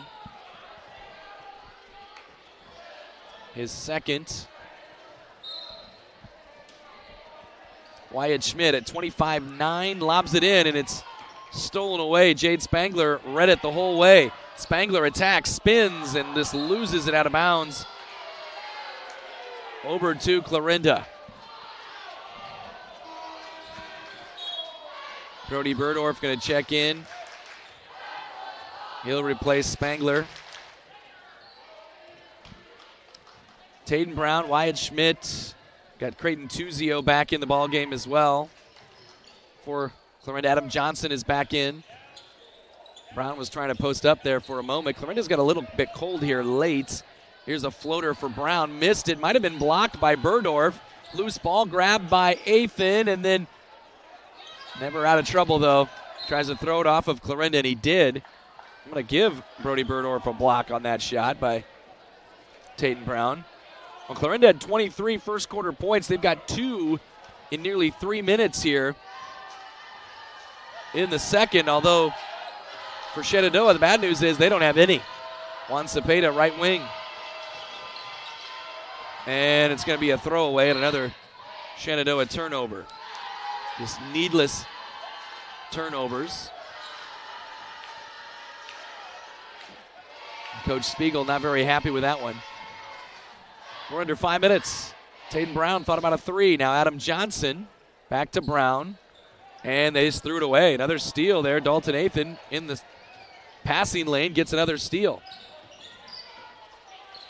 Off to Burdorf along the right wing. Back out. Seth Zwickle. Left side, here's Cole Graham again. And now a turnover and a foul. Shenandoah turns it over. Graham commits the foul. Team foul number 6. Juan Cepeda back out. And in comes Camden Lorimer. Wyatt Schmidt gets a high screen from McAndrews. Tries to float it over Athan, who gets called for another foul. I believe that's going to be his third. It'll put Schmidt at the line.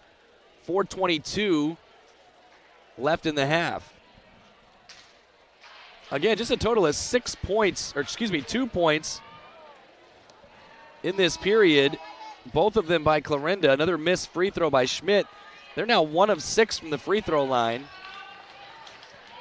Athan back to the bench. Juan Cepeda back on the floor as Athan now with the 3 fouls. Next free throw for Schmidt is good. He gets 1 out of 2. He's got 9 points, equaling a team high, equaling a game high with 2 others. Andrew Jones and Jade Spangler. Zwickle just dribbled it off his foot. Ethan McAndrews takes it away. Throw ahead to Schmidt. He was out of bounds. And it's turned back over. This has not been a pretty sight here in this second period on either end. Total of 3 points. Plenty of turnovers both ways. If Shenandoah can find some ways to score, they'd be back in this game. Juan Cepeda at the front of the key.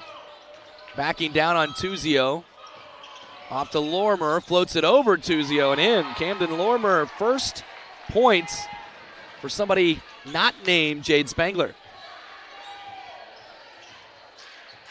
And now Tatum Brown along the right wing. Around to Schmidt. Back to Johnson, and now a bump from behind and a foul called on Seth Zwickle. And that'll put Johnson at the free throw line. A 1-and-1 coming up.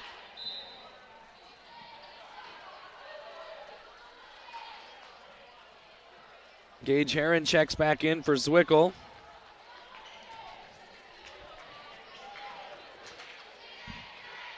Johnson. A 1-and-1, and he gets the first one. It's his first point. Andrew Jones had some awesome minutes there in that first quarter. Back in, trying to refine the magic that saw Clarinda put up 23. Johnson goes 2 for 2, and Isaac Jones will check in for him.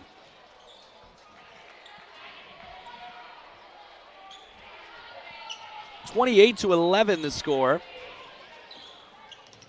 Clarinda with the advantage. They led 23-9 after 1. Inside Cepeda in the paint, lays it up and in. Nicely done. Good look there from Cole Graham. 28-13. Around the horn, Jones to Jones. Andrew Jones to Tatum Brown. High screen from McAndrews. Spins, floats it up, and rattles out. No. Rebound grab by Herron, and then before he hit the deck, he got it off to Cepeda, who then traveled with it.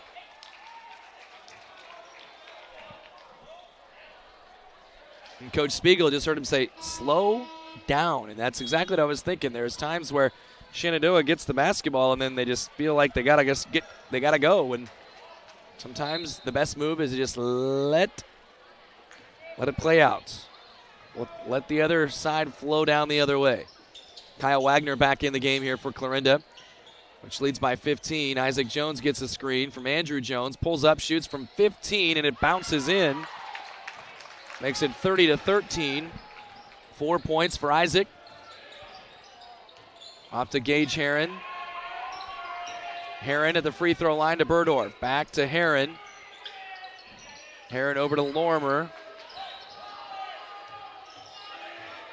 Herron in between the circles. Throws over to Cepeda along the right wing. Cepeda inside, deflected and stolen away by Andrew Jones. Jones, Brown goes up and puts it in. That was not an easy layup. He was trying to lean in and get some contact.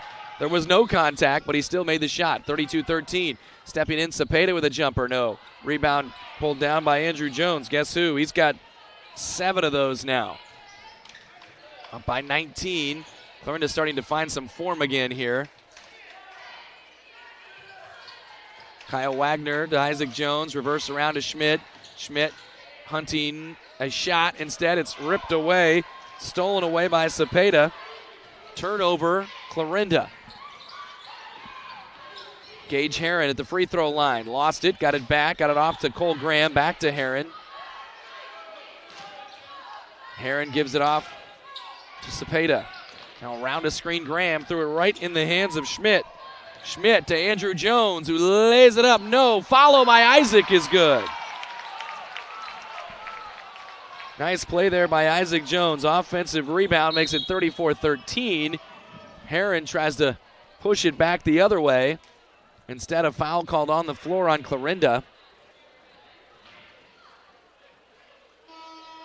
And that'll be called on Kyle Wagner, his second. It's just the team's third, though. Now Wyatt Schmidt will sit. He's replaced by Justice Fine. Here's a quick inbound to Cepeda. Missed the shot. Rebound pulled by Andrew Jones. Outlet to Isaac Jones. Isaac Jones on the run. Stopped at the free throw line. Gets it back out to Tatum Brown. Long three. No.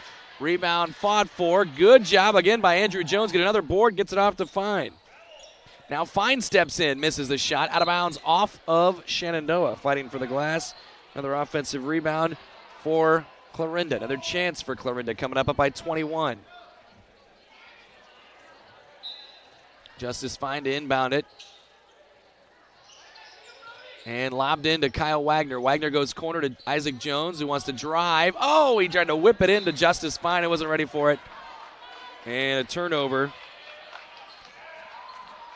there for Clarinda. 34-13, 21-point lead for the Cardinals. They had 23 points in the first quarter. Juan Cepeda, baseline J, created by Spangler. No. But a foul was called on Justice Fine on the closeout. And it's his second.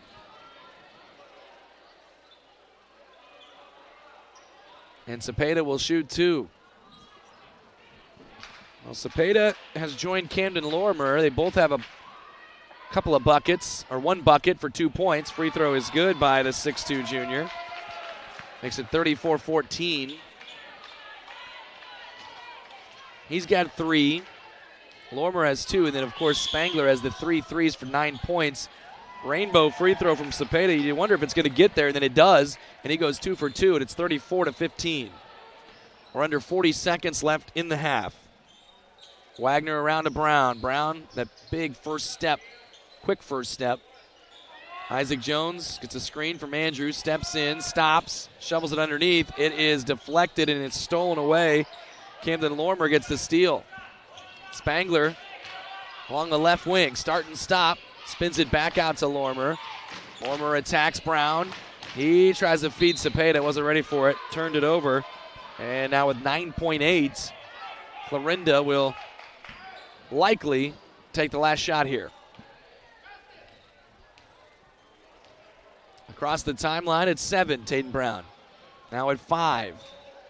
3, he's driving on Lorimer, floats it up, no. Andrew Jones, and he cannot finish it. It is an offensive rebound, but no hoop. 34-15, 9 points, 10 rebounds for Andrew Jones in that first half. Pretty good first half for him. Pretty good first half for Clarinda, although most of that scoring came in the first period. 34-15, the Cardinals on top. We will take a break. Be right back with a little halftime. Hi, this is Alan at Hawkeye Ford, reminding you that we are your destination for new and used vehicles in Southwest Iowa. We accept many options for trade-in with or without wheels to get your deal done. Hawkeye Ford is also your Southwest Iowa WeatherTech headquarters, so come on down with whatever you need to get done to get into a new vehicle for you and your family.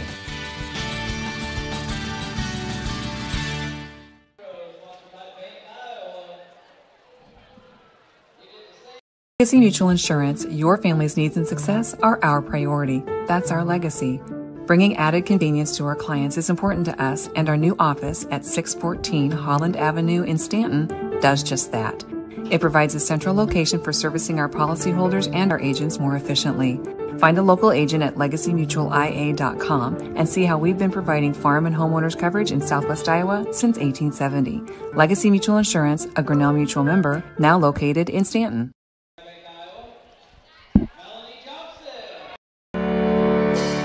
Since 1892, Malvern Bank has been building community from 404 Main Street in Malvern, Iowa. For generations, Malvern Bank has been serving local businesses, families, and farms to help them achieve their goals in every step of their lives. From saving for college to planning for retirement and everything in between, Malvern Bank is your full-service community bank. Call, click, or stop in today to apply for an account, loan, or credit card. Malvern Bank, we build community. Member FDIC, Equal Housing Lender.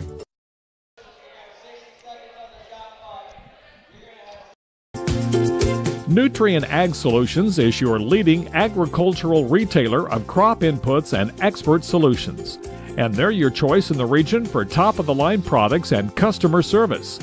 When nothing short of the best is your standard, talk with Nutrien Ag Solutions in Westboro, Missouri, Coyne, Percival, and Essex, Iowa for fall application and products. Nutrien Ag Solutions, growing your crops and your bottom line.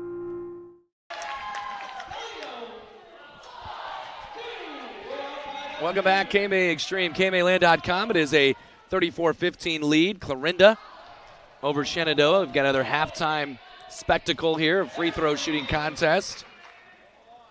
And a young lady that we see on the, I guess, right side of the screen shooting some granny shots. She made her first two, but has not made any since then. But there's another one that just went in. You can't see that on the screen right now, but pretty fun little activity here at halftime that the fans are getting into. Well, the fans are also getting into Clarinda with a 23-point first period, has them up 34-15 here in the at halftime. Andrew Jones has had a big performance. He has 9 points, 10 rebounds. Wyatt Schmidt also has scored 9 points. Isaac Jones, 6 points. And then 4 points for Taden Brown and Ethan McAndrews, as well as a 2-point game from Adam Johnson, both at the free throw line, which his dad just won the free throw shooting contest. Shenandoah also, they've got a 9-point game as well from Jade Spangler. Juan Cepeda has 4 points. Camden Lorimer has 2 points. That adds up to a 34-15 lead for Shenandoah. Once again, Clarinda 34-15 over Shenandoah. We'll go ahead and take a break, and we will have second half action for you. Enjoy the sights of the Clarinda High School Gymnasium.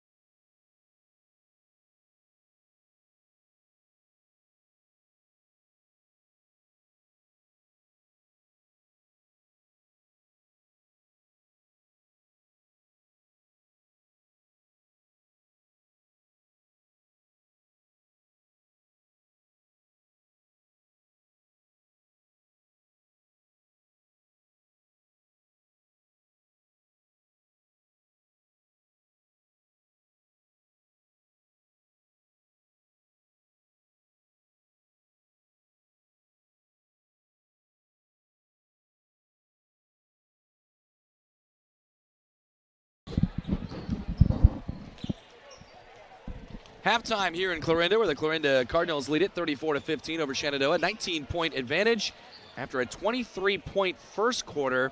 Only 11 for Clarinda in the second. They, again, have probably had about 16 to 18 points of missed layups, missed dunks, but still a 19-point advantage, taking advantage of Shenandoah's turnovers from time to time. Right now up by 19. Your place at Northwest Missouri State University. From day one, experience a university like no other. In the classroom, you'll find career-ready academic programs and hands-on learning, not to mention championship sports teams and clubs. Find your passion and your people. Plus, textbooks and a fully loaded laptop are included in your tuition, with $19 million in scholarships and aid available. They also have a 97% placement rate. Visit nwmissouri.edu to apply today. Northwest Missouri State University, where Bearcats connect.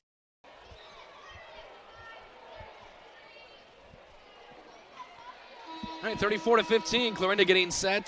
Clarinda and Shenandoah getting set for the second half. Cardinals up by 19. Tatum Brown, Wyatt Schmidt, Isaac Jones, Ethan McAndrews, Creighton Tuzio. That's your original starting five. They are out there to start. And then for Shenandoah, Spangler, Cepeda, Lorimer, Herron, and Athan also will start this second half. Schmidt attacks the rim immediately and scores. He's into double digits. He's got 11 points. 36-15. More pressure here from Clarinda. This is what amped things up in the first period. And then Tatum Brown gets a steal, takes it away from Lorimer. He wants to attack. Oh, a step through, no, but out of bounds off of Shenandoah. And another chance here for Clarinda. Another one of those missed bunnies. They'll maybe not feel too badly after they leave this. Looks like it should be a victory at this point. Good move by Tuzio in the lane, who puts it up and in, makes it 38-15. And another steal, this one taken away by Isaac Jones, who floats, no. Followed by Schmidt, no. Followed by McAndrews, no. And then a rebound by Lorimer. Man, they have got they have had some chances. Lorimer eventually clears that out. Another steal taken away by Tatum Brown. Up goes Jones, can't finish, and then did not fully establish himself back inbounds before he touched the ball. And so Shenandoah gets the ball back. 6:55. Is that an alley-oop? No, just another missed dunk. Isaac Jones, 0 for 3 on dunks, but you know what? It's been kind of fun to watch. Gage Herron, three-point try on the way, no good. Rebound pulled long. Here comes Isaac Jones again, head of steam. Good pass to Tuzio, who puts it up and in and one. Jones never could quite get the handle, and once he did, he kind of get a little no-look to Tuzio. Makes it 40-15. They call the foul on, that's on Athan. That'll be his fourth foul. Missed free throw. Rebound at McAndrews, who throws it away. It's going to go all the way to the other end. It'll be Shenandoah basketball down there. The missed free throw by Tuzio. Offensive rebound, McAndrews, and then the turnover. 6:28 left in the third. 40-15 lead for Clarinda. Cepeda to Lorimer. There's another steal for Isaac Jones. Jones to Brown. Brown leaves it for McAndrews, who goes to Schmidt, who puts it up. Tough shot, no. Rebound by Schmidt. Follow, no. Rebound by McAndrews, and a foul on Shenandoah. Couple of different chances there for Schmidt. McAndrews then hacked, and they're going to say it was on the shot, so he's going to get 2 free throws. It'll be a foul on Juan Cepeda, his first. No, they're going to, it was on the floor, so they will inbound it. Cole Graham, by the way, has checked in. Here's a 3 for Tuzio. Bang! Tuzio knocks in a 3. Wyatt Schmidt on the assist and the inbound makes it 43-15. Throw ahead to Lorimer. Lorimer surveys the baseline, goes corner to Spangler for 3. Bang! 4 threes for Spangler. And now 43-18, so he has the answer on Tuzio's 3. Bounce down low. Good job by Lorimer coming through with that lead hand, and then a foul by Tatum Brown after the ball was stolen away by Lorimer. Brown's first foul, team foul number 1. Adam Johnson going to check in for Isaac Jones. 5:38 left in the third. A 25-point lead.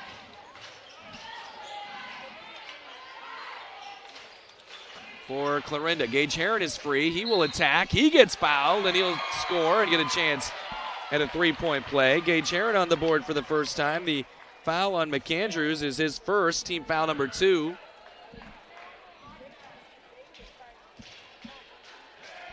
And now Heron at the free throw line. His free throw is no good. And rebound pulled by Wyatt Schmidt. Here's a 3 for Adam Johnson, no good. Short, rebound pulled by Cepeda. Juan Cepeda gets it ahead to Spangler. 23-point game. Corner to Heron. He'll try another 3. No. Long rebound on the floor. Still loose. Spangler dives on it, and then Brown ties him up. It'll stay with Shenandoah. So Jade Spangler gets a nice hustle play. Gets an offensive rebound.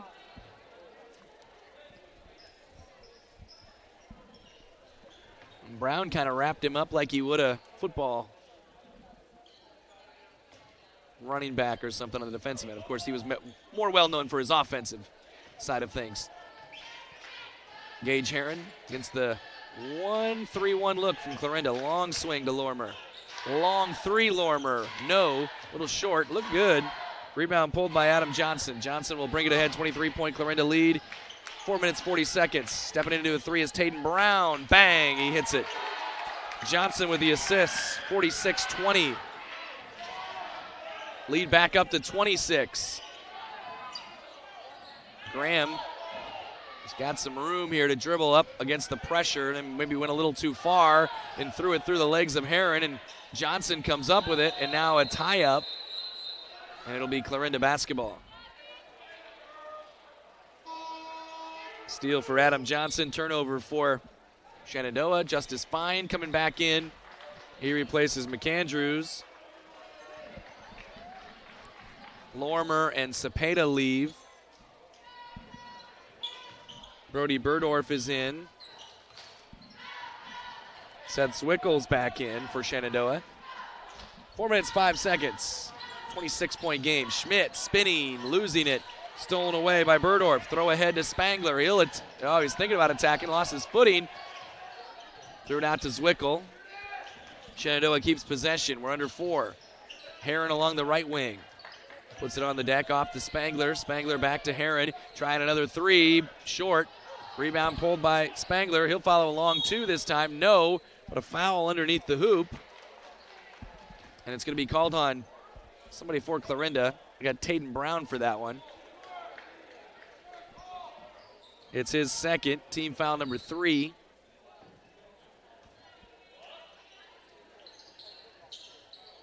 And corner to Spangler. He'll try a 3. It's short. Rebound, Burdorf, follow. It's good. Burdorf with his first 2. 46-22. Tatum Brown throws corner to Justice Fine. Fine back out to Johnson. Johnson fakes the pass, shoots a runner. No. Rebound, Tuzio. Follow. Yes. Tuzio with an offensive rebound and a hoop. He's up to 9 points.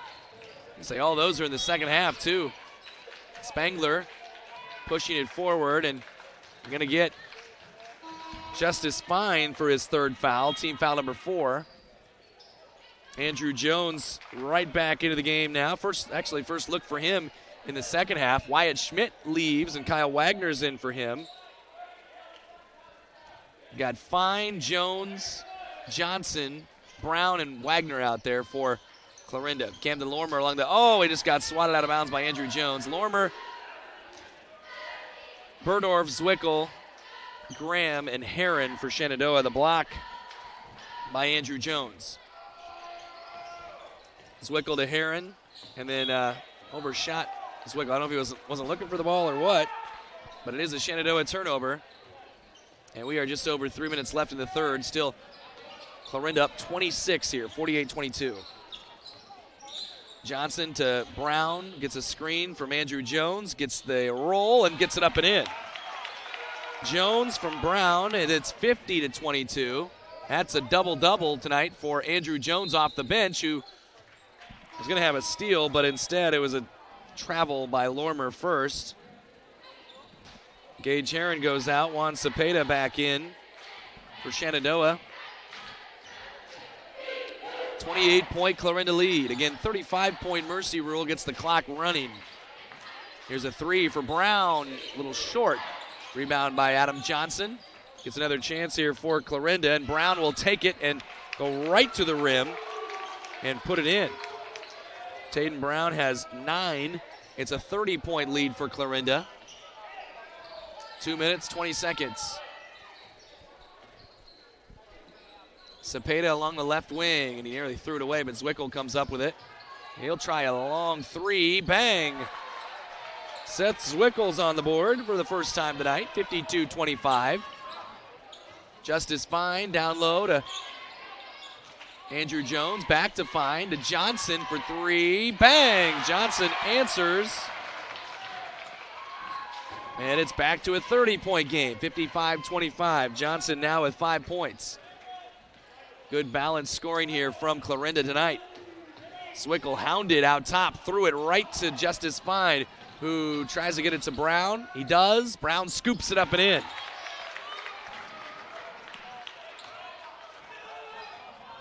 Taden Brown is in double digits now, 11 points for him. Brody Burdorf. Oh, a steal. What a steal there for Taden Brown. He'll go to the rim, lays it up in again. The old left side right-handed layup, 59-25. It is a 34-point lead. Seth Zwickel just made one from there a little bit ago. Thought he might fire again. Lormer, left wing, leaves it for Graham. He'll try a baseline J. It's short. Long rebound there. Kyle Wagner. 34-point game. Here's Justice Fine. Bounce inside to Jones, back to Fine on the right wing. He'll try a long three, no. Rebound, Kyle Wagner, good position. Quick follow is good. Kyle Wagner gets in on the act. It's a 36-point game. The clock will run the rest of the game unless Shenandoah gets within 25. It'll be of course, or on the free throws, of course. Free throw line, Burdorf out to Lormer. He'll try a three. Gets good. Lormer hits the three on a good look from Burdorf.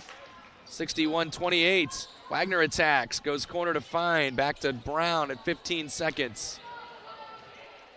4 down here. Shot clock is off. We're under 10.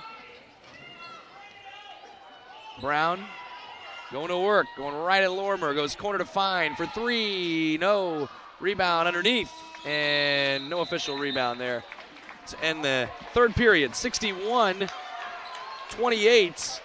Clarinda with the lead. And 8 minutes away from a victory here. Let's stay tuned.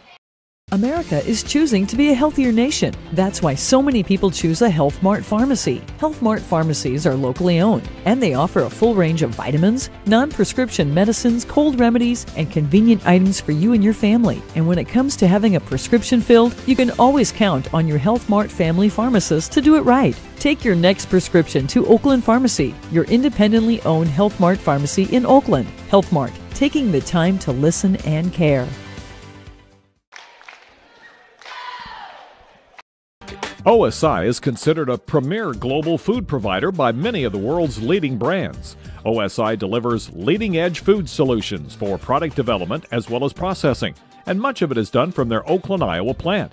Being a leader in the industry allows OSI Oakland to give back to the communities by sponsoring area high school events, offering special programs for veterans, and other community outreach programs. To learn more, visit osigroup.com and search for the Oakland, Iowa location.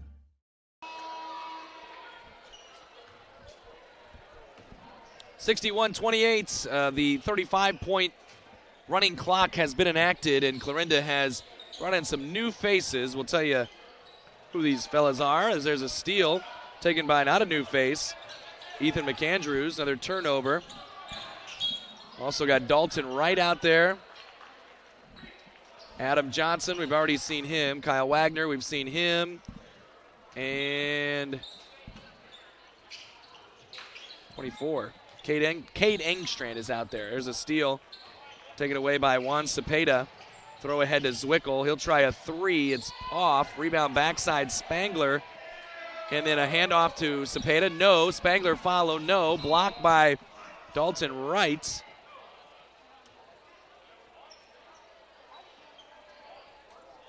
And it will stay with Shenandoah underneath their own hoop.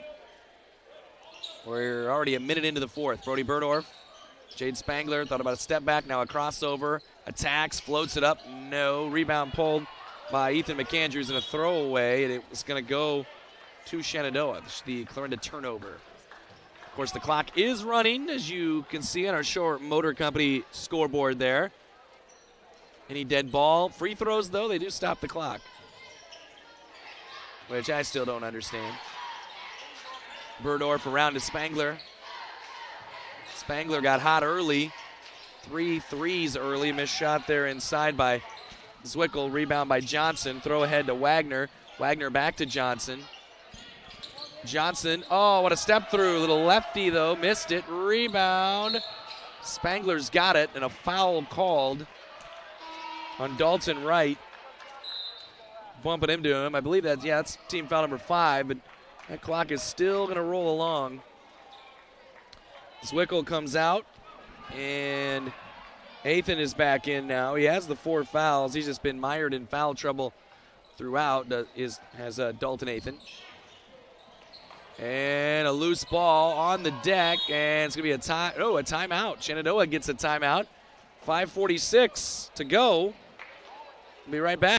At PCSB, we believe in helping our customers and our community grow, and service is how we do it. This is about making banking better. We are here to serve.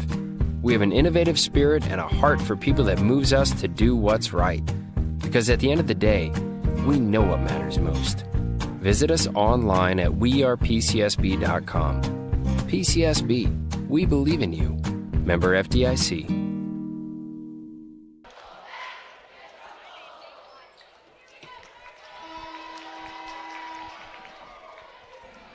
Welcome back on our KMA Extreme, KMAland.com. 61-28 Clarinda with the lead here. 5:40 left in the fourth.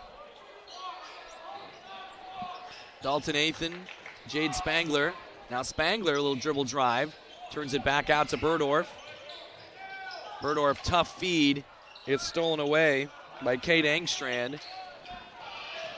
Clarinda with the basketball. Here's Johnson attacking. Oh, good pass across to right. Goes left hand along the baseline. Missed it. Rebound McAndrews. Follow. No. Another rebound McAndrews. Great effort there. Off to Wagner, who floats it up and in. Kyle Wagner from Ethan McAndrews, and it's 63-28. We're under 5 minutes. Camden Lorimer. Long swing. Here's Spangler. Spangler to Burdorf. To Athan. Athan attacking. Leaves it for Spangler. Another three. No. Rebound grab by Adam Johnson. Johnson on the run. Johnson attacking. Johnson fouled. They're going to call it on the floor. So keep that clock rolling at 4.5. My guy Mark Royer taking his time over there. Gets the call from... Makes the call, I guess you can say, as Camden Lorimer gets the foul. Team foul number 3. Here's a three-point try for Wright. No good. Rebound grab by Brody Burdorf. Nearing the 4-minute mark. Burdorf around to Spangler. Spangler drives left, floats it up. No. Foul on the floor. Little reach behind. Foul called on Engstrand, I believe. It'll be team foul number 6. And now Burdorf out. And Heron comes in. Quick one into Spangler. Spangler leaves it out to Heron. Heron tries a three. It's good. Gage Heron's first 3 of the night. Shenandoah's actually hit 7 threes It's 63-28. Johnson tries to answer, and he does. Johnson has 2 threes. Clarinda has 4. And it's now 66-31. We're at 3:10. Lob down low, Cepeda using his power to try to power that up. No good. Rebound by Adam Johnson. Johnson, Dalton Wright to the rim, lays it up. No. Rebound by Gage Heron. Still 66-31. We're under 3 minutes. And a jump ball. Yes, it is. It will be Clarinda basketball. Shenandoah is going to sub 3 in. Now they're going to go 5 in and 5 out. Henry Martin, Eli Cameron, Logan Twyman, Seth Zwickels in with this group. And you got Rafe Rodewald as well. We are now at 2:25.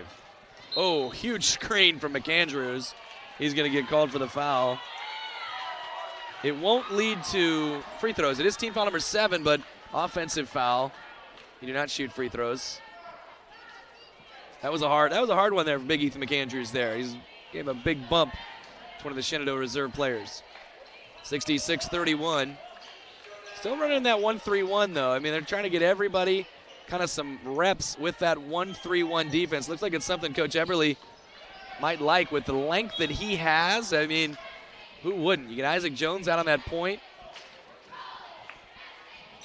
66-31 at 1:45 remaining. Long swing across. Zwickel comes up with it, steps in, shoots a 2, and puts it in. Seth Zwickel from Henry Martin. 66-33. We're at 90 seconds. Kate Engstrand bounces it off the foot of Logan Twyman. It'll stay with Clarinda as the clock ticks down. Quick one into Kyle Wagner, open for a 3. That's good. Kyle Wagner looking good. 7 points for him. 69-33. And then the throwaway, they're going to say it was off of Clarinda, though. Under a minute. Twyman left wing. Henry Martin, around they go to Zwickel. A deflection and a steal by McAndrews. Here is Dalton Wright ahead of the pack for a layup. 71-33. 35 seconds. Free throw line, Twyman looking for his shot here. Instead, he will bounce to Zwickel, or excuse me, not Zwickel, but Cameron. We're down under 20. Let's get some shots up here. Here's a jumper. A little short. That was Cameron. Rebound by McAndrews. We're at 10. It's going to be a Clarinda victory. They will dribble this one out. Final score, 71-33, which finishes off a split here in Clarinda. And we will wrap things up next. Businesses talk about service, but at Rogers Pharmacy, it's not just talk, setting them apart from the big box stores. They're a full-service pharmacy where you can not only fill prescriptions, but they also carry an impressive line of medical equipment to meet all of your needs. So whether you need oxygen, CPAP, BiPAP, lift chairs, or diabetic shoes, Rogers Pharmacy has them all. Let their family serve your family. The full-service, family-owned, independent Rogers Pharmacy, located in Tarkio, Mound City, Maryville, and St. Joe. Visit rogersrx.com. People ask me what my dad does. I still don't have exactly the right answer.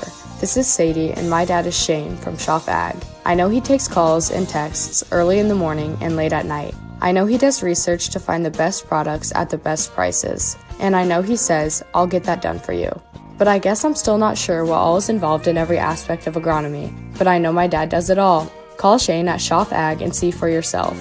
712-520-1333. Welcome back on our KMA Extreme, where Shenandoah falls to Clarinda 71-33. Clarinda gets the victory here tonight as they move to 4-2 overall on the season. Shenandoah, meanwhile, drops to 1-5 on the year. as Clarinda opened up early. 23-point first quarter for a 23-9 first quarter lead, but the second was a slog there. It was 34-15 at half, and then they go 27 points in the third.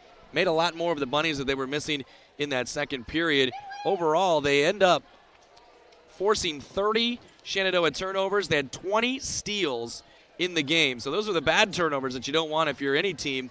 20 of the 30 turnovers were steals. In play steals that more or less, many of them led to direct points. Clarinda also was just monstrous on the glass. 24 offensive rebounds on the evening as they get the 71-33 win. Andrew Jones nearly had a double-double in the first half, had 11 points, 10 boards for the game.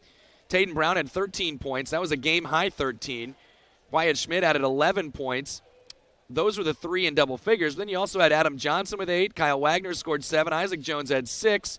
Creighton Tuzio had 9. Ethan McAndrews scored 4 as well there for Clarinda. For Shenandoah, Jade Spangler had 12 points to lead the Mustangs. They also got 5 from Camden Lorimer, Gage Herron, and Seth Zwickel. In the defeat, Juan Cepeda scored 4 points. Once again, Clarinda's the winners, 71-33. The Shenandoah girls, earlier winners, 51-42. We'll have much more from this one, plus video reaction after it's all said and done a little bit later tonight at KMAland.com. Thanks a lot for listening tonight from Clarinda. For